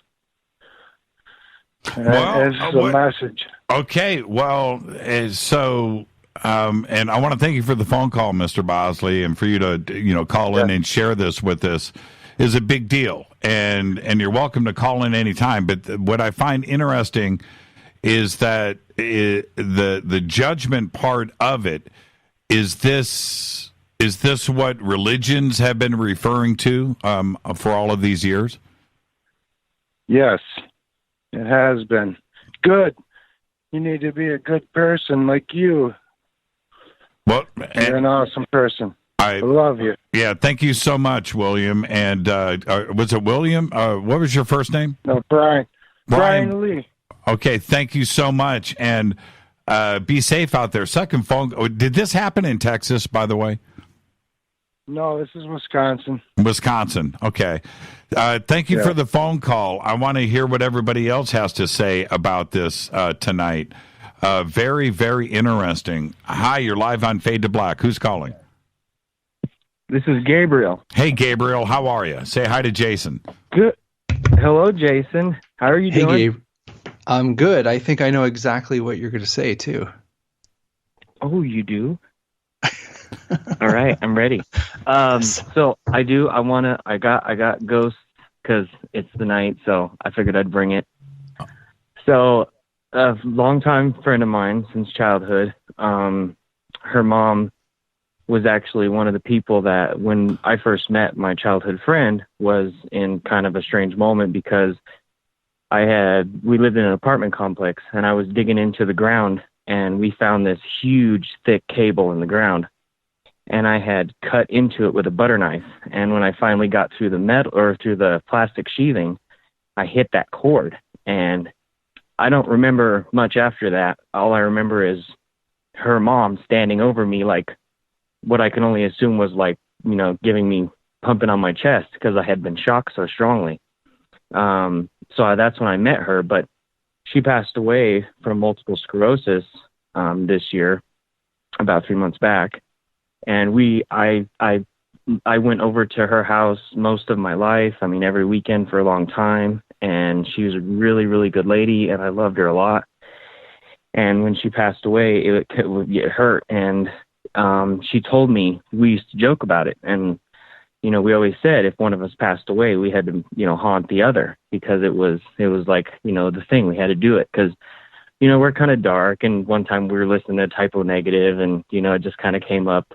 about death and stuff, because, typo's kind of dark. And so it just came up that way. But after the funeral, we came home, and it was maybe a couple days later, and I was standing in the kitchen, I'm doing dishes, and I'm just kind of sitting there washing them, because we don't have a dishwasher, so I'm hand washing them. And I'm washing them, and I'm washing them, and I hear something out of the back of, from behind me, and it's almost like somebody trying to scream mutedly, like they're trying to scream to their mouth closed. And then all of a sudden, it just like this deafening, like, Gabe! And I'm like, and I turn around, and my wife's not there, my kids are not there, it's just me. And I'm like, what the hell was that? Excuse me. And I like turn back around to do the dishes, and then all of a sudden I hear, did you hear me? And I hear her laugh. And I look around, I'm like, Michelle? And she's like, yes. And I'm like, whoa. And every hair on, my hair is standing up right now. I feel like she's like right here laughing at me. And my hair's standing up, and I'm tingling, and I'm like, this is insane. I'm like, are you really here? And for the next couple days, like, just weird stuff would happen. Like, things would just like fall off my table. And I figured, I must have bumped it. And I look over, and it's something that was really heavy that shouldn't have fallen over. And I'm just like, I keep feeling her presence, like, looking at me. And I start to go through old things, like we used to play D&D together. So I'm looking through my old D&D books and, remembering her. And I usually don't go through that stuff because we don't, get to do, old dice gaming anymore. But it's like, it's one of those things where, that's that experience that I think if a lot of people had it, then they'd really, they would believe in, that it's not just, it doesn't just end. There's no just, the lights go out and it's dark. The people are still here, and they choose where to go. And she's not with her daughter, which, they had kind of an estranged relationship. But with me, she always wanted me to be her son. And I just always felt like she came to be with me and to just, mess with me. And while I'm sitting up late at night playing video games, and just turn the TV off. And I'm like, what's going on? And I think my TV's broke, but then I push the button and it turns back on. And I can just hear that cackling laugh, because she was an old, a big lady that had just that cackle, that ha ha ha ha ha. And I just hear it in the like out of the back of my ear. It's not like really loud audible. It's just like in the back distance. And it's like, it's so comforting, because I know that she's there and she's with me, and she's peaceful now, because the MS really took a toll on her in like 2.5 years. Well, and it took her life. I can seal the deal for you right now. You'll know it's real if after this show she comes up and goes, "Have you seen my dog?" And then and then and then you'll be able to call back in and go, "Church, man, wow, yeah, she said it. Have you seen my dog?" Thank you, Gabriel. Behave and be well, my friend. Thank you, Jimmy. Thank you, Jason. I can't wait to see the movie. Yeah, man, the movie's going to be great. Thank you so much, Gabe. And it goes without saying that when you have made a connection to the other side like that, it never goes away, right? And so she's listening to Gabriel call into the show, and now she just heard that. And now the next thing you know, coming in from behind his ear, "Have you seen my dog?" And then at that point, right? I'm just saying, I'm not trying to make light of an amazing story, but think about it. Hi, you're live on Fade to Black. Who's calling? This is Rachel in Santa Fe. Hi, Rachel in Santa Fe. Say hi to Jason. Hey, I was just hoping Jason would listen to this story and kind of give me some clarity.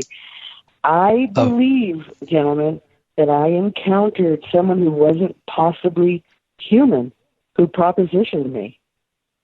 Let's hear it. Rachel. Yeah, let's go. Yes. Okay, so I'm a person of faith. I'm in a long line of codon death. We're just good witches. And so I got a little bit of mojo about me.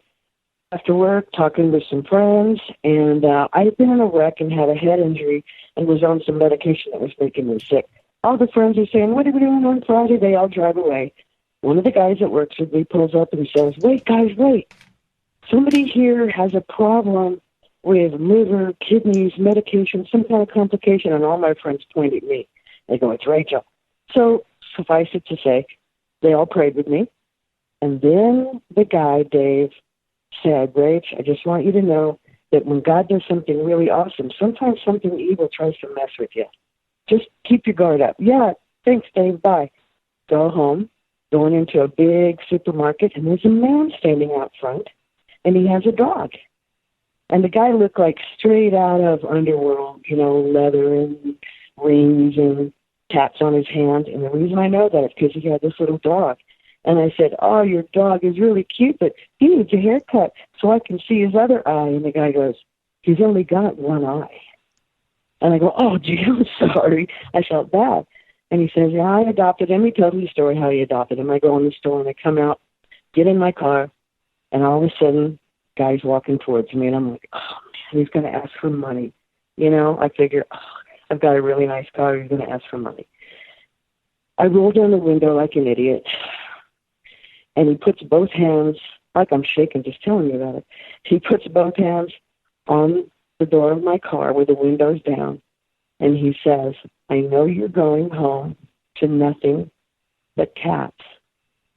And I want to know if you want to." And I went, and he said the word, and I went, "What?"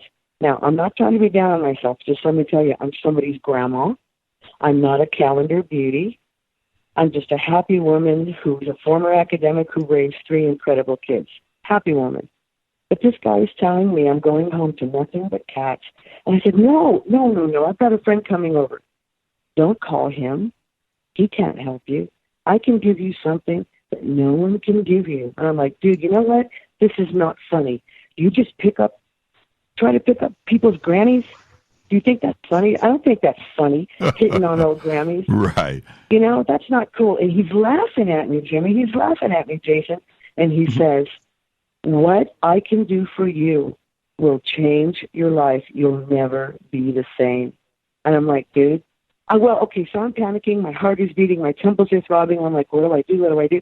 All I need to do was just inside my head, I said, "In the name of God and all things good, back away from my blankety blank car." But I didn't say it out loud. The guy took his hands off my car like my car was 100 degrees. He just backed up. And then he unzipped his coat a little bit, and he petted the cat that was inside the dog that was inside his jacket, and he goes, "All right then, go home to your cats. Go." And I'm just like, okay, so I back out. The 2 blocks to my house were the longest 2 blocks of my life. I get in the house. I called the buddy that I lied and said I was going to call. And he said, "Rach, I got to tell you something." And I said, "Oh, no, here it goes." My friend, he does the bar scene. He and his fiance, and they're 30-somethings, and I'm a 60-something. And I'm like, it's not my scene. But he said, "I got to tell you, there's some people that are in the neighborhood here, and they go around and they hit on people, but not just normal people. One of my friends does the tarot. She does the Ouija. She's kind of a witch. She's really awesome. And then this other person, and he's telling me about a movement, I guess, in this part of California, where there are these people or entities that are going along. You know what he calls them? He called them soul stealers. Yes. Okay. And listen, we're going to, Rachel, we're going to be up against a commercial break. I want to get Jason's reaction to that with you on the line. I would love it. But, are you kidding? I would love it. But that's exactly what I was referring to earlier. That's why I called in. Yeah. And then when you said, "Dude, where's my dog?" I went, this guy's familiar. This is his familiar. Yes, this is totally. How he moves in women. Totally. Jason, what do you think she encountered? There are entities and beings out there that have, I would say, attachments to very powerful beings, and like you said, soul suckers. Can I tell you something, Jason, really quick? I just need to tell you this. He had rings on all of his fingers, and they had runes, different runes. Wow! And when I looked up into his eyes, he had no pupils. What? Okay, so continue. No, guys, he had no pupils. His eyes were black. Okay, Jason, we've got about 2 minutes. I'll just say that there are there are Continue, beings I'm that have sorry, been. but I just had to tell you what he looked like. It's almost like the body snatchers, where it's just the vessel is being used by another type of entity, and what they do is they promise you amazing gifts and new life in exchange for something of yours. And once you do that, they can also start to take over your mind and body as well. That's So my friend told me, that this one girl that he encountered at Desert Tarot and all that, she was awesome. He saw her recently, and he said that she walks around like in a fog. She talks to herself. She stopped taking a bath. She's an absolute mess. Walk in. Is that what they do? They render people stupid or hollow or something. Right. You've got to be careful. And like I said, and Rachel, thank you for sharing that with us. And there was a reason why you tuned in tonight to hear me tell my story. Think about that, right? There's always a reason. I know. That the universe. Synchronicity, my brother. Cosmic confirmation. By the way, you guys rock, both of you. Thank you so much, Grandma Rachel. Thanks again. Yes. Thank you. Brother. I'll talk to you. I firmly believe this, Jason, that we dodged a bullet that night. We dodged a bullet. This is Fade to Black. Our guest tonight, Jason Quitt, Fadernight, taking your phone calls all night long.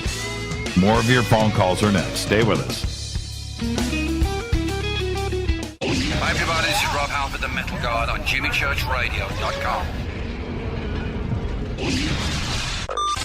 This is KGRA Digital Broadcasting Station, Salt Lake City, Utah, Van Buren, Arkansas. Okay, nurse, let's get this man to the ER stat. Right away, doctor. We see this every day. Heart attack or angina pain due to blocked and clogged arteries. Chelation can remove obstructions or blockages from arteries and help avoid painful and expensive surgery. Now there's Angioprim. It's a liquid oral chelation product that you take with juice. You start to feel the results fast. Angioprim increases blood flow all over the body, and that means more energy and strength to take on the day with less aches and pains. 60 years of research has gone into chelation, and Angioprim is the result. A safe and easy way to unblock your veins and arteries from buildup that slow circulation. Paging Dr. Jones. Please report to the emergency room right away. Log on now for a special radio offer from Angioprim. That's angioprim.com/radio. ANGIOPRIM. Angioprim.com/radio or call 877-882-7221. That's 877-882-7221. So, you love talk radio? Then you'll love TalkStreamLive.com. TalkStream Live is always on, 24/7 with the best streaming talk shows. Find your favorite talkers and discover some new ones. It's free, readily available online or on the smartphone or tablet. Finding your favorite talk shows all in one place has gotten a whole lot easier. Just go to TalkStreamLive.com. Be sure to download the free apps from Google Play or the iTunes App Store.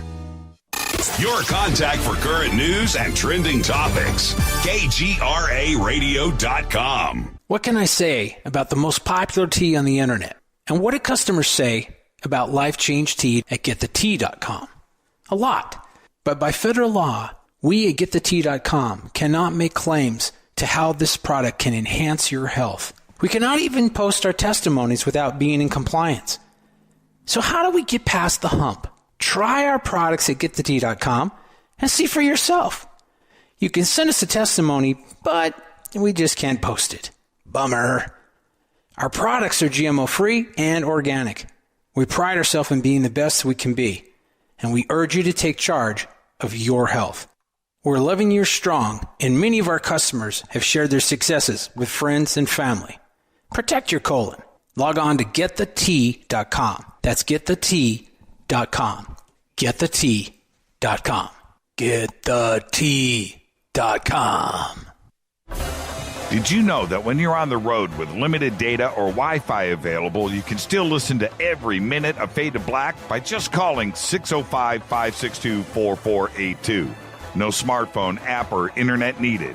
It saves your data plan and no extra cost if you have unlimited minutes. Just call 605-562-4482. You can listen to me, Jimmy Church, on any phone, anytime, anywhere. Go Beckley Tappy. You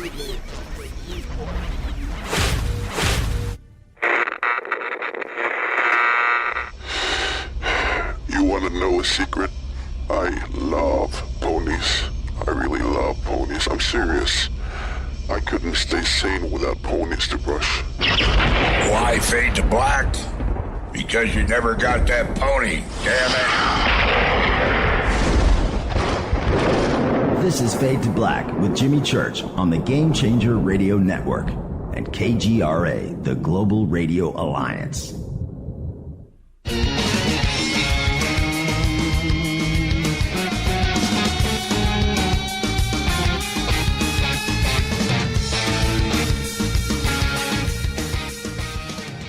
Welcome back, Fade to Black. I'm your host, Jimmy Church. It's Fadernight, Thursday night. Open lines all night long. We have Jason Quitt in here helping me answer the phones. 323-825-5045. I've shut down the other two phone lines tonight so we could just focus on one phone line, and I've got Jason here. Jason, you ready to continue this madness? Love it. These stories are amazing. Yeah, it's great, man. That's Thursday night, man. I'm able to just sit and talk to the audience. It's the best night of the week. Let's go to area code 505. You're up next on Fade to Black. Say hi to Jason Quitt. Who's calling? Hey, this is Jared from Albuquerque. Hi, Jason. Hi, Jimmy. Hi, Jared from Albuquerque. I had a pretty good story. I figured this was a good night to call in. Last time I talked to you, I said I'd tell you my daytime ghost sighting, and I figured this would be a good show for it. Why not? Let's go. Jason, you want to hear a good daytime ghost story? I need to hear it. I need to hear it. All right, let's go. What do you got? Okay, so I was living in Arizona at the time, and it was a college dormitory. Like, I lived on campus, but on the corner, off campus, on the corner of this intersection, there was it was like a gas station with a Long John Silver's built into it. Love Long John Silver's. Yeah. It's pretty good food. I love that. Yeah. Hush they puppies. Had their hush puppies are great. Yeah. Yeah. Okay, I'm sorry about that, man. You start talking about food, you're fine, man. yeah. Long John Silver's. Okay, anyway, go ahead, Jared. Yeah, so this was a really small town, but they did have a college in the camp, in the town. So that was a really popular place to go.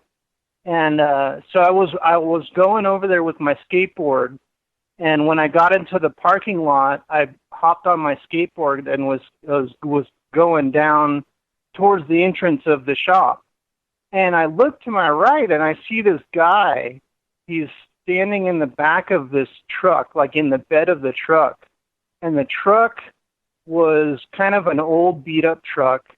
And I remember noticing the guy, he looked kind of out of place. Like he looked from a different decade. He looked like he was, he looked really tan, and his hair was kind of raggedy, and he was wearing like some pretty, weathered jeans and that kind of thing.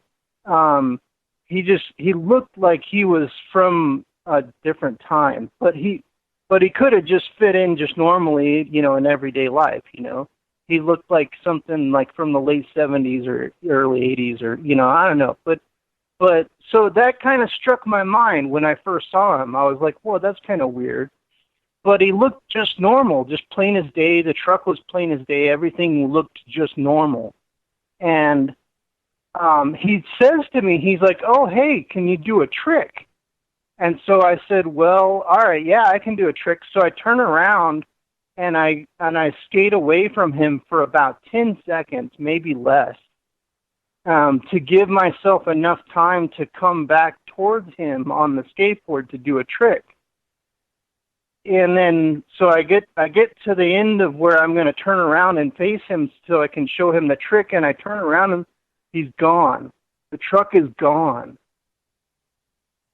And I'm freaking out. I'm like, what? Because there's no way he had time to get into that truck and drive off, or if someone else was in the front of the truck, to drive off. So I'm looking at the streets of all the exits of the parking lot and the streets for that truck, and I don't see a thing. And there's this gas attendant working at the pumps. He's changing the trashes on the pumps. And I asked him, I'm like, hey, did you see a guy on that truck just now just like drive off? And he's like, no. And so to this day, I have no idea what happened there, because the guy looked, like I said, he looked a little out of place, like from a different era. Time travel. And yeah, or like one of those portal stories that you hear about. Yeah, with like a time slip. Jason, what do you think about that? And stay right there, Jared. Yeah. But a few years ago, I'm going to go back. Well, it doesn't matter. A few years ago, I had a caller that told a very similar story. It was at a gas station. There was a van, and it was a whole time travel situation. But the similarities kind of freak me out a little bit. What do you think about that, Jason? Time traveler? It does sound kind of like a time slip, like you said. And I've heard stories like this before where you can be present in the moment here, right now. And you could be looking out into a field and see, let's say, like a cornfield. And then you come back the next day and you look at that cornfield and there's a bunch of houses that are there. Right. And you're thinking, like, how is this possible? Like, there was a field there earlier and now there's a bunch of houses. But really, like, for some reason, you've seen through the veil and you can see through time. And it seems to me that this happens a lot, actually, to people, where they can actually see an event that has taken place or even interact with people or places through time, just in a very short amount of time. And you can have these experiences. I've heard a lot of stories like this. Jared, in the end, what did you think happened? Well, when it first happened to me, I thought it was a ghost. But then later on, I've heard a lot of similar stories of like a time slip type of thing. And looking back on it, that makes a lot of sense. Because, like I said, when I first saw him, he stood out of my mind. It kind of struck me as like, well, he looks a little out of place. And it wasn't like something. It wasn't like he was wearing like a colonial vest or something. You know, he was. It was a fairly modern pickup truck that he was in, but it was real old and beat up. And it was, if it, you know, it wasn't completely out of place, but it wasn't a new truck. You know? Right. But then the way he looked like somebody from the late 70s. Like he looked like a person, just the way, and there was nothing real striking about him that really said, you know, that he was from a different time era. But I just got that vibe from it, and it was really apparent based on kind of the way he looked, to me at least, that he seemed out of place, you know. And like I said, he was just wearing like a pretty normal outfit, just like tattered jeans, like a t-shirt and kind of ratty hair. And he was really tan. I remember that. He looked like he'd been out in the sun a lot, which isn't uncommon for that town in Arizona. But there's no way that truck could have driven out of that parking lot and onto the street, and, you know, in the time that it took for me to turn around and face him again. Wow. And he was just gone, and the truck was gone. Jared, great story, man. Great story. Love it when that happens. Yeah, it was amazing. I wish there was someone else with me to see that, or I wish the gas attendant had saw it too, but... I know, right? All right. Yeah. Jared, thank you so much, my friend. All right, yeah, thanks, Jimmy. Thank you. And nothing like first-time callers, man. I love it when it goes down. And Jason, it reminds me of my own personal experience that I had back in Indianapolis, in the same area from the electric company, but it was my disappearing house story. And I was alone when I saw this house. I'm not going to go through the whole story. Driving down the road, and I see this house, and pulled over and checked it out. It was for rent, and I thought, wow, you know. And it was in this chunk of woods off the side of the road, and I got excited, and actually McLeister, the same guy I was talking about earlier, went and grabbed him and a couple of my friends and said, man, this house is for rent, and it's got a pool. So let's rent it and throw parties all summer long, and I got to show it to you guys. Let's go check it out. And then we drove back, and the house wasn't there. It's not there. And we drove up and down, and they were looking at me like I was crazy. And I'm like, guys, no. And I thought that we would continue driving, and then the house would be there, and it would be cool. And, we never, the house just was gone. That's amazing. And, it reminds me of a story that I shouldn't be telling, but I am going to tell. I won't say his name, but thank you for this story. He's a really great guy, but he has the best ghost stories in the world. And what he was saying was that, one night he's driving with some friends down the street, and he sees this like really ancient graveyard. And he's like, I've never seen this graveyard before. I've never noticed it. So they kind of stop the car and get out and look at this graveyard. He says it's like really archaic, and it's old stones falling over. And, it's just like a surreal scene that they never noticed before. They don't think much of it. They get back in their car, they drive. And then on the way back, they pass it again, and they look, and there's a high-rise building in that same place. What? It's like they saw through time. Right. I want to get back to the phones, but there was another one of my favorite phone calls about 5 years ago. And whoever called in, you need to, if you're listening, call in again and recount the story. But on vacation, somewhere out west, I want to say like, Arizona, Grand Canyon area, out in the desert. And the family pulls up, and they went to this historic, it was like a picnic area, but there was and if I mess up the story, but anyway, there was like a sign, a plaque. And so she goes up, and she's looking at the plaque. She's reading the plaque. There's a river in front of her. And she's looking across the river, and she sees a reenactment going on. Covered wagons, campfire, horses, people, cooking, that kind of thing. And it's this reenactment.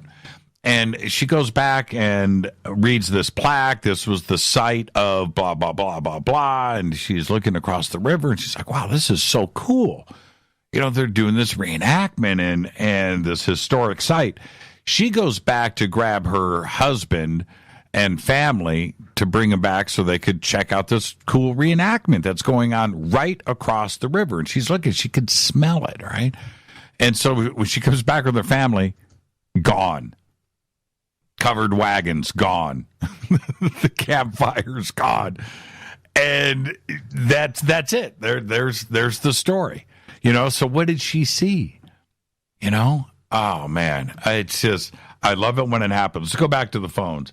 Area code 970. You're up next on Fade to Black. Who's calling? Yo, dudes, what's up? Who's this? Are you there? All right, let's go to the next call. Hi, you're live on Fade to Black. Who's calling? Hi, this is Wendy in Pennsylvania. Hi, Wendy in Pennsylvania. How are you? Say hi to Jason. Good. Hi, Jason. Hi, Wendy. Great to hear you. Great show. Yeah, it's always fun. What's on your mind tonight, Wendy?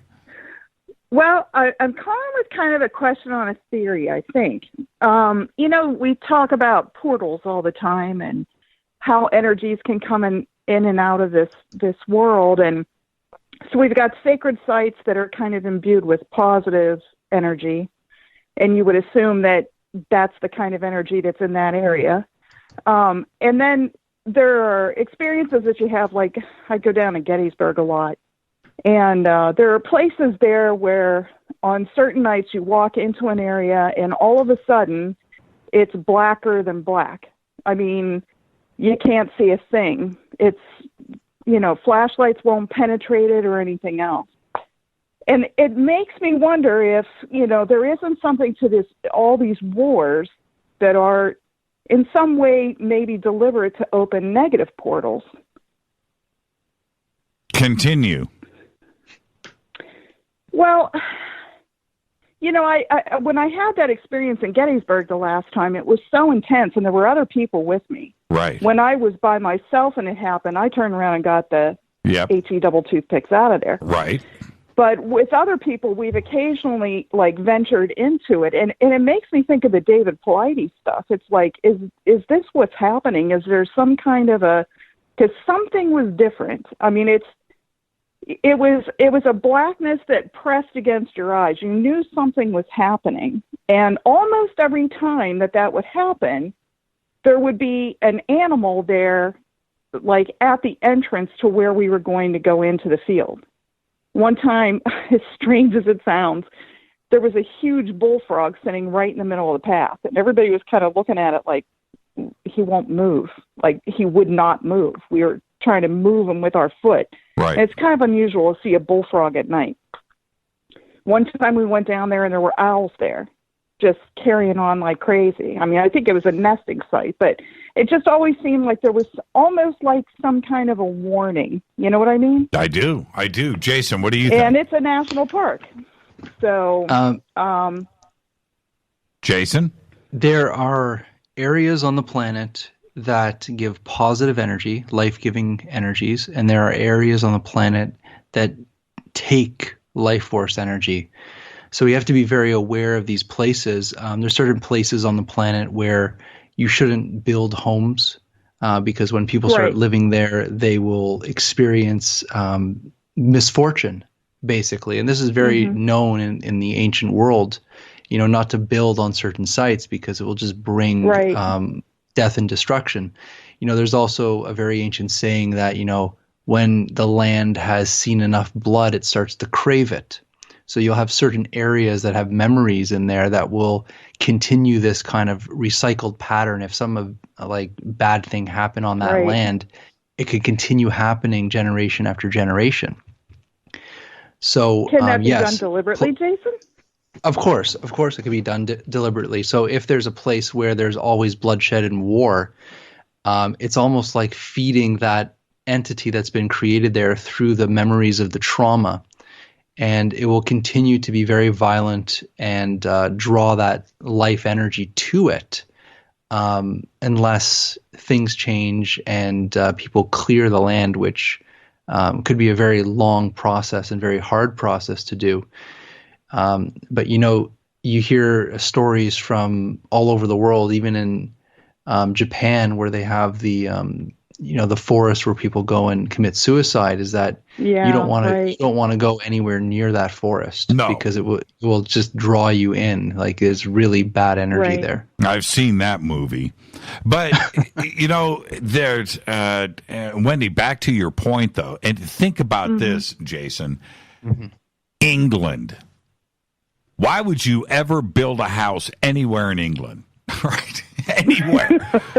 Anywhere, for 3,000 years, England has been the craziest battlefield of, and of somebody. Think about, and so you go and you buy a piece of farmland, and look, and you're, somewhere out in the middle of it, and just look across that piece of land you just bought. Some crazy battles went down there.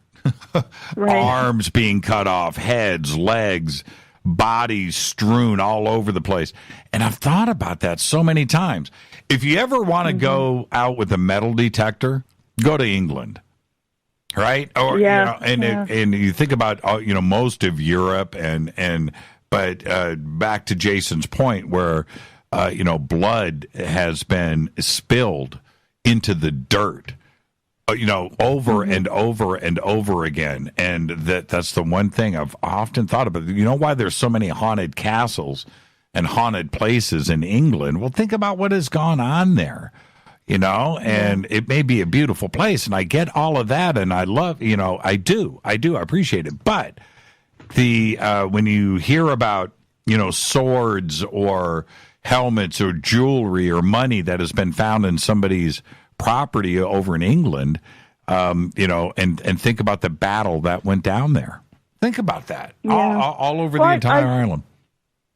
I've studied shamanism for a good part of my life, and to my mind, one of the things that I really love when we're on Stellar and we're on the discussions in Facebook and things like that is when you hear, especially the young people talking about doing really positive things on the earth and getting together for really positive ceremonies, because sacred space is a real thing. I mean, I think it's a real thing. The energy that you're putting into the earth is significant, and I love to hear that people are doing those kinds of things, because wars are so huge, and I happen to think that they're probably deliberately targeted to, if you want allies, in the old ancient times, the old stories talked about the forest allies. Well, there's all kinds of allies out there, and some of them aren't positive. So if you're trying to create portals, I would think that negative people would use negative portals to bring in negative allies. Yeah, everybody in England is tweeting now. Church, hey, I'm just saying, the last place I'm going to build a house is at Baden Hill, right? Or whatever we've heard. And, but yeah, that's where you want to go with the metal detector. But, even when the movie Poltergeist, when it came out, now, okay, I'm not talking about Hollywood. I'm not talking about anything.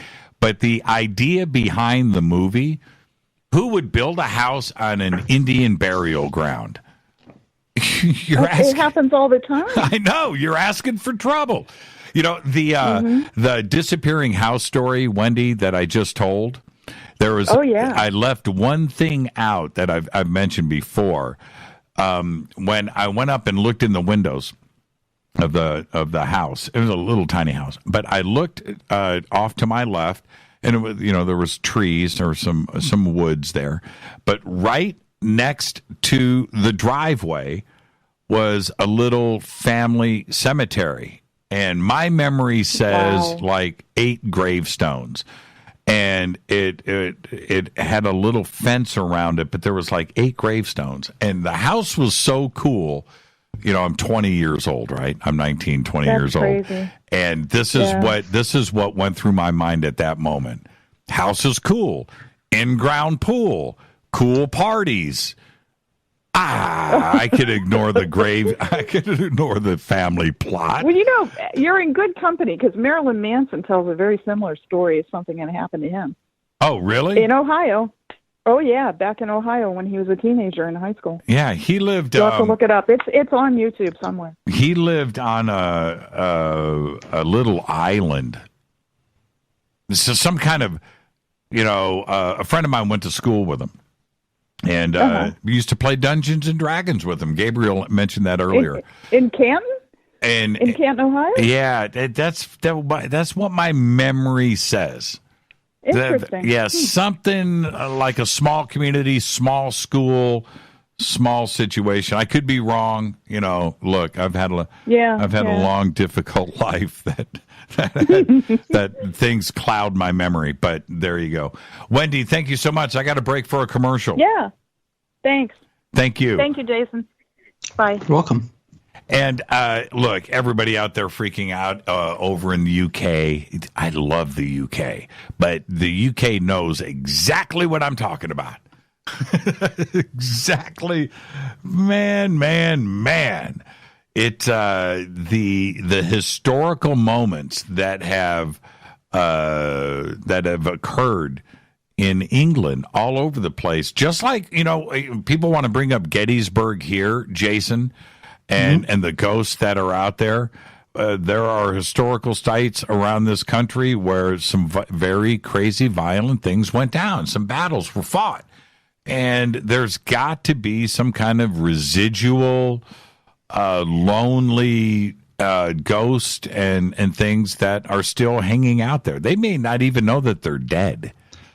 Could be like Groundhog Day for them. It's like a VHS tape replaying itself. It's just like a magnetic memory placed into the land. Oh, that is funny. The Groundhog's Day version at the Battle of Baden Hill, right?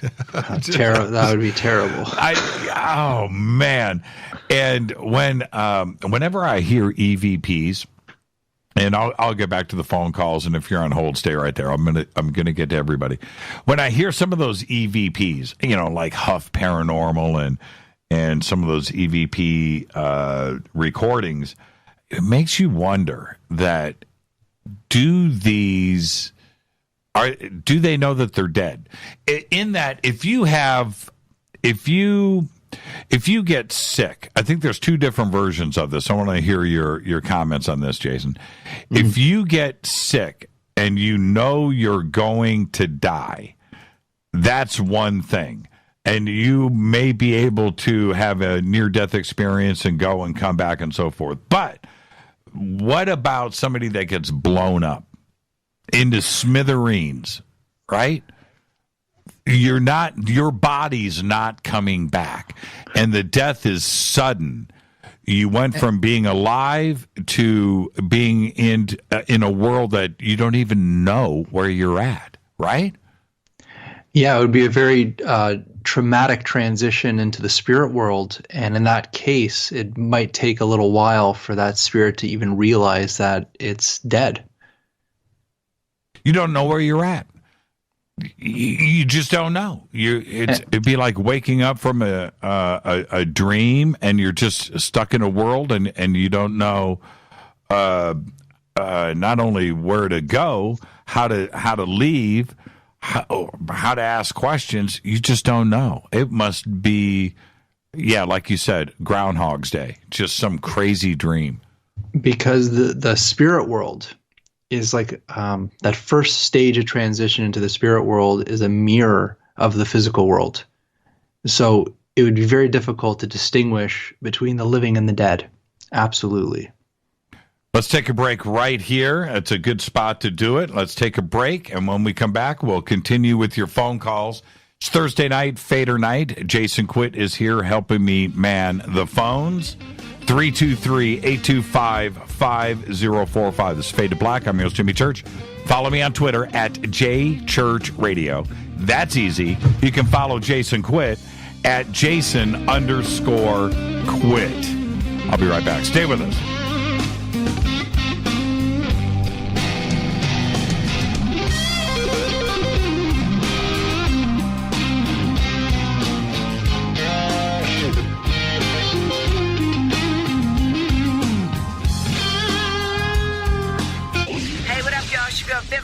Here, and you are listening to my boy Jimmy Church on JimmyChurchRadio.com. Despite popular opinion, reading a book will not make you smarter, but listening to Jimmy Church will. Hurricanes, earthquakes, wildfires. This year we've experienced more than our fair share. This is Jimmy Church of Fade to Black, and last month I decided to make sure my family does not have to worry about food should we get caught in a real emergency situation. Introducing Numana, a healthy, storable product that tastes so good that you'll want to eat it every day instead of just during those times of duress. All Numana products have a 25-year shelf life, are MSG and GMO-free, no preservatives, and are made in America. With the Numana pack in your home, you'll be able to sleep at night knowing that you've protected your family. Not only have I tasted and tested, I own it. Now you can too. Just click on the Numana banner on JimmyChurchRadio.com and use the promo code Jimmy when you order. In addition to a discount, we'll send you an autographed Fade to Black t-shirt. Seriously, go Beckley Tappy.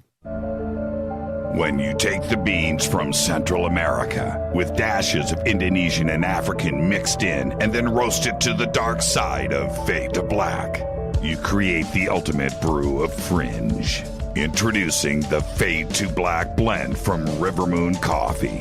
Yes, River Moon's darkest customized roast was created for the love of Fade to Black.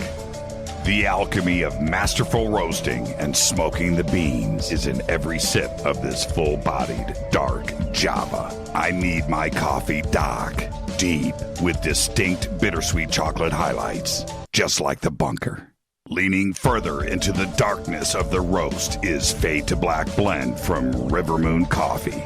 Just click on the banner at jimmychurchradio.com and use the promo code F2BBLEND for 15% off of your order today.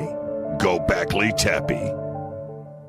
Hey, can we talk about something serious for a minute? Your age. Getting old has its perks. But remember, being a few years younger, you know, your hair was thicker, you didn't have so many wrinkles, that extra weight wasn't haunting you, and you just felt better. Well, we can't turn back the clocks and go back 10 or 15 years, but you can start feeling and looking 10 or 15 years younger with Nature's Youth RSF. It's a doctor-formulated daily supplement that helps your body maintain its peak performance and fight the aging process. Imagine sleeping better, looking better, and feeling better. See how Nature's Youth RSF has helped thousands of people just like you at nature'syouth.com. nature'syouth.com. The holidays are coming. Imagine how it will feel when your family and friends are asking you what you did to look so good. Your secret will be Nature's Youth RSF. It's time to start looking better and feeling better. Learn more and order your Nature's Youth RSF at nature'syouth.com.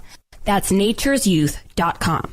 Erica, Brittany, Gabby, and you're listening to JimmyChurchRadio.com. It's not a lifestyle we chose. We were born this way. KGRARadio.com.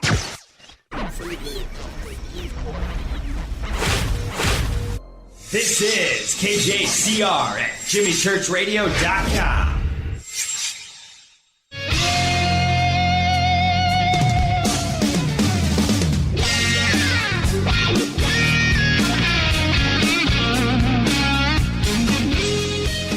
Welcome back, Fade to Black. I'm your host, Jimmy Church. Thursday night, Fadernight. We have Jason Quitt in here helping me man the phones tonight. His new film is called Into the Void. You can go and check out the trailer and the new website. It is intothevoid.movie, M-O-V-I-E, not dot M-O-V. Intothevoid.movie. Go check it out. The trailer is amazing. Jason, great phone calls tonight. Oh, fantastic. You know what? You should come in and do this more often. In fact, maybe I'll just take the night off and you can just take the calls. Yeah, I'd love to sit in any time you want. Oh, man. Rita, we just have our guest host audition. Let's go back to the phones. Let's go to area code 786. You're up next on Fade to Black. Say hi to Jason. You're live. 3, 2, 1. I hate to do that. I hate to do that to anybody. Let's go here. Hi, you're live on Fade to Black. Say hi to Jason. Hi, Jason. Hello. Wait, that was weird, Jimmy. My phone was ringing. It's Deb from Sacramento. Hi. Hi, the phone Deb. was ringing, and then all of a sudden I just suddenly heard, hi, you're on Fade to Black. It came on really quick, so you took me by surprise. Yeah, I there thought you I was going to hang up. Well, there you go. I mean, the phone lines are jammed, and I'm just grabbing them as they come in. Yeah. Hey, I got to ask you something, Jimmy, about when you and your friends were in the car and the Grim Reaper came up. Did any of you pee your pants or throw up? All of us did. I don't think anybody threw up, but I definitely think there was some moisture going on. We screamed. It was funny getting everybody's reaction, yelling at me not to roll down the window. And I was just like, man, this guy's standing outside the car. You did. Yeah. I did. That's exactly how it went down. Have you seen? Well, you're brave. You're brave. For sure. Well, you know, alcohol makes anybody brave. But there you go. What's on your mind tonight, Deb? Well, you guys are talking about time slips, and I think you've had this guy on your show. His name's Zachary Quinto. I did? Does Okay. that ring a bell? I'm thinking possible. that you did. Okay. Well, anyway, he hosts a new show on, it's either Discovery or History, and it's called In Search Of. And last week, they did a show on time travel. So they told a story where they always do several different instances of time travel, and one of the segments was on time slips, and I'd never heard of them before. And they said that there were a lot of people in England that had been reporting this strange phenomenon. And I think it was on Kensington High Street, and they interviewed several people where they said they were walking down the street. And I think it's like one of the main shopping districts there. And they'd be walking down the street, and then as they turned the corner, all of a sudden, the buildings would look still nice, but older. All the cars were gone. There were horse and buggy, people in long coats and top hats, dressed differently, and they'd kind of just be watching and standing there and turning around observing this scene they were in. And then they'd turn back around, or they'd keep walking down this, all of a sudden the street was just all cobblestone, and then they'd turn the corner again and everything went back to normal. And I mean, they were back in present day, and there were people that were reporting this happening recently. And so they were saying that that's what time slips were. And I never heard of them. And so I thought of that when you guys were talking about the time slip thing. Yeah, I love it. And Jason, there's another, speaking of England, very old and famous story. It was a couple of sisters. I'm not going to take the time to look it up. I think it was 2 or 3 sisters. They're over in England taking a walk, and they come up onto this house, this mansion. I can't remember the name of it, famous. But they look over, and I believe this happened around 1930. That's my guess, right in that area. And they look over, and there is a Renaissance party going on. Horse and buggies, the parasol, and it was a period party going on. And they sat and they watched it for a while. They went back and told their family, and it made it into the news. There was nothing going on at this mansion on this property at that time. Absolutely nothing. And they went into great detail. I wrote a book about it, and it's a pretty famous story of a time slip that went down over once again in England. I bet you that this happens more frequently than people know, and people will experience it, but they won't even realize that it was something out of the ordinary. They'll just keep walking on, and that's their day. Right. Well, like the story I told you earlier. Deb, thank you for the phone call. Well, thank you. You guys have a good weekend. Thanks for coming in, Jason. Oh, thank you. Great story. Thank you, Deb. Take care. Bye-bye. Time slips are very interesting to me, and the story that I told earlier about the family vacationing out in the West, she didn't know, she thought she was looking at a reenactment, right? And that was it. She didn't, she went and grabbed her family, and you got to see this. This is great. It's so real, right? It's so real, but she didn't have any idea. And I was just saying, you hear stories about this from ancient times or even medieval times, where they see something in the forest or they see a party and they go walk into it, and suddenly they're stuck in that era, even in the past or the future. Right. So they can never leave. They get stuck there. So it's a good thing that these people, they don't venture into these reenactments and walk around, because then they themselves can be the time traveler. Yeah, and it makes me think about that disappearing house. Was that a time slip? Was it a house that used to be there, and I just drove, into some kind of crazy vortex, and I was just at another place in time in Indianapolis? I don't know. I still can't explain the disappearing house. Hi, you're live on Fade to Black. Who's calling? Hey, this is Mindy. This is who? This is Mindy from Pennsylvania. Not Wendy, but Mindy. Ah, Mindy. How are you, Mindy? Say hi to Jason. Hey. Hi, Jason. I just think that this is just like kind of a phenomenal night that I got you. I got blocked off. I'm here, and it's just amazing that I have both of you. First of all, Jimmy, I'm just appreciative that you've come into my life, and I don't know how you've been off my radar. I've been blogging for a while, and my spirit guide just guided me to a city ranch, and I didn't even know who you were. So I'm grateful to know who you are. And Jason's saying, Jason brought up the forest thing, and so I'm like, oh my gosh, I really got to call. So I call, and you're like, oh, 786 coming up. I'm like, okay, that's me. Get knocked off. I said, okay, should I call again? Okay, spirit guide, am I going to get knocked off for getting through? I'm like, okay, let me try again. Okay, here we go. Well, you're here. You're here now, Mindy. What's on your mind? Well, first of all, it's this what Jason said, about the energy, and I got kind of transported. I feel like I go everywhere by my spirit guide, but I ended up in Pennsylvania on the edge of the woods. And like the woman that was in Arizona, and she saw the whole reenactment of the Civil War, I basically on a daily basis had been, I don't know, probably for almost a couple of weeks, I don't know how long it was, looking and seeing these images in the woods. Some days it was semis going through the space. It was huge. I mean, there were full semis. I'm like, wow, it looks like that semi's doing 35 miles an hour. There's no road out there. It's the middle of the woods. There's nothing out there.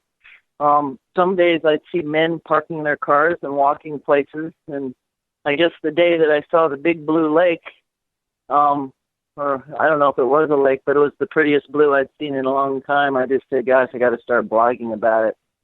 Well, when I started blogging about it, all the lights that used to, I'm sure there's some kind of energy, and that's again, Jason's here tonight, and I'm like, all the energy is focusing on you guys. It's just unbelievable. But all the lights disappeared. There used to be lights because people were coming to the woods, and I mean, they've had blowhorns and getting people out of the woods. Well, what do you think? What? I had somebody call in to Coast a couple of weeks ago with a very similar experience with trucks and semi-trucks driving in and out of this area.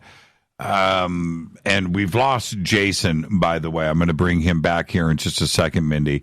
But you said as soon as you started blogging it, the lights stopped, the truck stopped? Well, no. When I started blogging, it's something that everybody. I feel it's something that's at least the Army's aware of it, but it's something that everybody in this area really is aware of. Have you walked out? Have you walked out there? I've just fallen into the rabbit hole by. And I'm going to tell you, we just in this rabbit hole, and everybody it's my partner is the founder of Conspiracy Planet. So and we just happened to end up in a house on the edge of the woods that belonged to his mother, who once again, I could have been with the Rappoport story about meds and that story. That's a whole nother story in itself. I guess I got a few stories for you. I said I'd come next Thursday when Jon was on and get into that, because one of the things I feel it's real important to touch on just a little bit off the subject back to Jon. In 2016, in Dayton, Ohio, 10,000 people overdosed legal and illegal opiates, and it didn't make the news. 10,000 in one city. I just think that should have been like front page news, and everybody should have been talking about over coffee. But it's things are suppressed. I can't see into the woods because the leaves are full, but when the leaves disappear, I feel the Stargate is not. It's not like what Jason said. He said there's this energy, and I've been and if you're the certain ley lines, and Well, why don't you? But Mindy, why haven't you walked out into the woods? Take a couple of friends with you. No, it's not safe. Well, that's why you need to take a couple of friends with you. Yeah, I need a camera crew, but no. I mean, that would be the only way. I mean, I don't know that I would step in there at this present time and moment. I don't know. At the Yeseti Ranch, I came there because I needed answers to all of this that I'm experiencing. Right. And Michaela, like it was that whole experience. Just everybody there, you included, were a whole new experience for me. And I was very grateful to have, I mean, Jimmy, you're great. I'm going to tell you, interview well, you're great. And it's mind-boggling how my spirit guide has connected me here. But Michaela, I have this thing in the sky. Michaela says it's a collective of beings. And so, I don't know if the Palladians said that, but it's a collective of beings that are there, and they're here. They came all the way to Oregon, and they came all the way back, and, they're here. And they're watching over, and I feel that this Stargate is a good energy. It's something that should be shared with everybody. I mean, Corey Good's coming out with things every day, which are validating a lot of the things that I'm experiencing and that I'm seeing, and moving it totally out of the 3-dimensional level, and it's a lot to grasp as you're seeing more. So I'm just glad you're there, and the people that I'm listening to, and that I heard at this camp, that all they talked about was you, Jimmy. I'm like, Jimmy? I don't know Jimmy. Oh, Jimmy. So you have expanded minds, and that's what I heard a lot. You've expanded minds. And help people to see what's in front of them that they're not looking at. Well, and thank you for that. But what I have found, and probably what I'm most appreciative of, is the family group that this audience is. This audience, and you're going to find that out as you go down this road with us, Mindy. Not only. I found that out when I spent 4 days at this ranch with you, and I have to say, Jimmy, and let me apologize because I literally had never heard your name before. That's okay. And when you see where I've come from, how much I've blogged and everybody's names, I know my God. I'm just like, I had to go back and find your 2016 story of you coming on. I'm like, how do I not know this guy? But when I got to that ranch, I rented an RV behind you. And when I came to the place, the guy said, well, hey, there's somebody in front of you. I said, well, who could be in front of me? Oh, the number one guy. I said, well, who's the number one guy? Jimmy Church. I said, what's that? I don't know Jimmy. I'm sorry. But when I got there, that's all. Your name was the only name I heard. So I was just like, wow. And it was fantastic. The fade to black Soul Tech was just, it was over the top. It was more. I mean, I can't even believe that was just like a blessing. It was like a Christmas all-in-one package. Anybody who missed it, I'm so sorry you didn't make it, but it was a memory of a lifetime. So thank you, Jimmy. Yeah. Hope you're doing it again next year. Yes, we are doing it again next year. We have to do it again next year. I mean, there's just no question about it.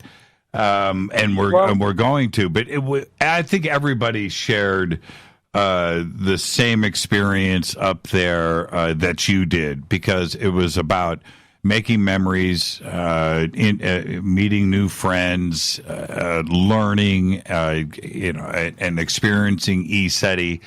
And that's what Soul Tech was about. It was about teaching and getting together. And I knew that, and I said this so much, not only on this show. We got Jason back. Jason, are you there? I am here. Okay. Hi, Jason. what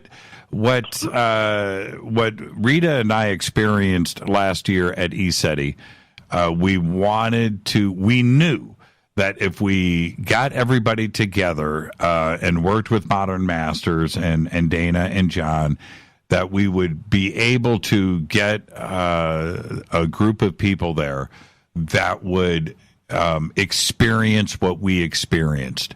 And we did just that. We were there for a week. You were there for 4 days. We were there for a week, and I still miss it. And I wish we could have just kept it going for another 4, 5, 6, 7, 8, 9, 10 days. It was just an extraordinary experience. That's what I saw, because what happened with me was I went to a couple people twice, and I missed a few people that I heard about that I didn't get to go to. Well, Jason, I made it to you, and so did my stepdaughter, and we were just very happy to have your books on the Egyptian posture and working on that. And it's all phenomenal. And like I said, Jimmy, thanks to you. And I thank my spirit guide for putting me there at the right time, the right place, at the right event. Did I meet you? Mindy, did I meet you? Oh, we met, Jimmy. We met. Okay. But for now, we'll just let it be in the air. All right, I'm going to let your mind think about it. Yeah, but we met. Okay, now I got to go back and look at pictures. I'm in the picture. You're in the picture with 200 other people. I made the picture. Okay, where are you in the picture? Let's see. If you're facing the crowd, I would be on the left-hand side. Okay, hold on for a second. Jason, Mindy, yes. Obviously, Mindy was at Soul Tech with us. So I'm going to see if I can find her. Hold on. Well, let me see if I get Jason a recall, Jason. Jason, this is a recall for you. It was the end of your lecture. Did I bump into you before ECETI conference? No. No, okay. It was after your lecture in the hall, and you were at the front, and I actually caught you, and you signed a couple of books for me, and one was for my stepdaughter. Well, you can't remember. I'm trying to remember the name. Your presentation was good. The Egyptian posture. It's one of the things I wanted to ask you about is the energy of the cylinders. Is there energy through the cylinders when you're holding them? I would say that it's the combination of, like, you're an antenna, and when you hold the cylinders, it's almost like the crystal that amplifies your antenna. And it helps you connect with the source energy. It helps you connect with the earth energy. So by holding the cylinders, what you're doing is you're creating almost like a connection between your energy body, the earth's energy body, and the source energy body. So it just helps bring everything into you, and that's why they're so powerful. Mindy, what color's your hair? Excuse me, one more question for Jason. I want to ask you something else, Jason. I'm having a hard time. That left foot in front of the right. Yes. It feels so weird. It doesn't even feel right. What is that? You know what, Mindy? That threw me off forever, and that's why it's your left foot. Okay, so that's Mindy. What color's your hair? Black. Okay. I'm looking for you on the left side. I think we'll leave it for next week when I call him Thursday and John's there. Okay, fair enough. All right, Mindy. I know. You see, there's so many people in this picture. So there you go. I'm looking at this picture too, and I'm confused. Yeah, I'm trying to figure it out. I'm looking for. But I just want to let you know, first of all, the both of you are there, which I'm like, oh my gosh, I'm calling, and literally, Jimmy, I just found the number yesterday, and I'm like, oh, Thursday is the open. Oh, well, is my spirit guide doing this for me? And then here you're both there. I'm like, oh, Jason's. Oh my gosh, and you had John before Jason, so it's been a JJJ night. Thank you so much, Mindy. Be safe and be well. Thank you. Namaste. Yeah, right back at you. Thank you so much. And with that, believe it or not, You guys are not going to believe this, but I lost Jason again. You know, and it's Canada. I'm just going to put it on Canada. There you go. I am so bummed out about this. Let me see if I can pull up Jason another way. I don't know if I can. No. I'm totally bummed out about this. I've lost Jason a second time. There you go. Well, it was a wonderful, wonderful Fadernight tonight. I do want to thank everybody that called in, and, of course, Jon Rappoport, Jason Quitt to come in here tonight, and I can't even say goodnight to him to come in and man the phones, but it's the way it goes. It's live radio, right? And tomorrow I'm off. Saturday, I am over at Coast to Coast AM, and my guest is going to be Donnie Arcade. And also, I'm going to do open lines Saturday night on Coast to Coast AM. And with that, I'm just looking over, trying to get Jason back to say good night. I'm not going to be able to pull that off. I've got to roll on and get out of here. I want to wish everybody to have a great, safe, fantastic, and amazing weekend. And don't forget to come over and hang out with all of us over at Coast to Coast on Saturday night. With that, I'm going to get out of here, and I'll see everybody Saturday night on Coast. We will post up next week's guests, which are all ready to go, by the way. I know who they are. And we'll have all of that up tomorrow and Saturday. And until then, until Saturday and until Monday, this has been Faded Black. Faded Black's executive producer is Rita Camarion. Show's produced by Hilton J. Palm, Renee, Dennis, and Bob. Announcers are Steve Harder, Gene Vitoa, Mark D. Kovar, Webmaster Drew the Geek. Announcers.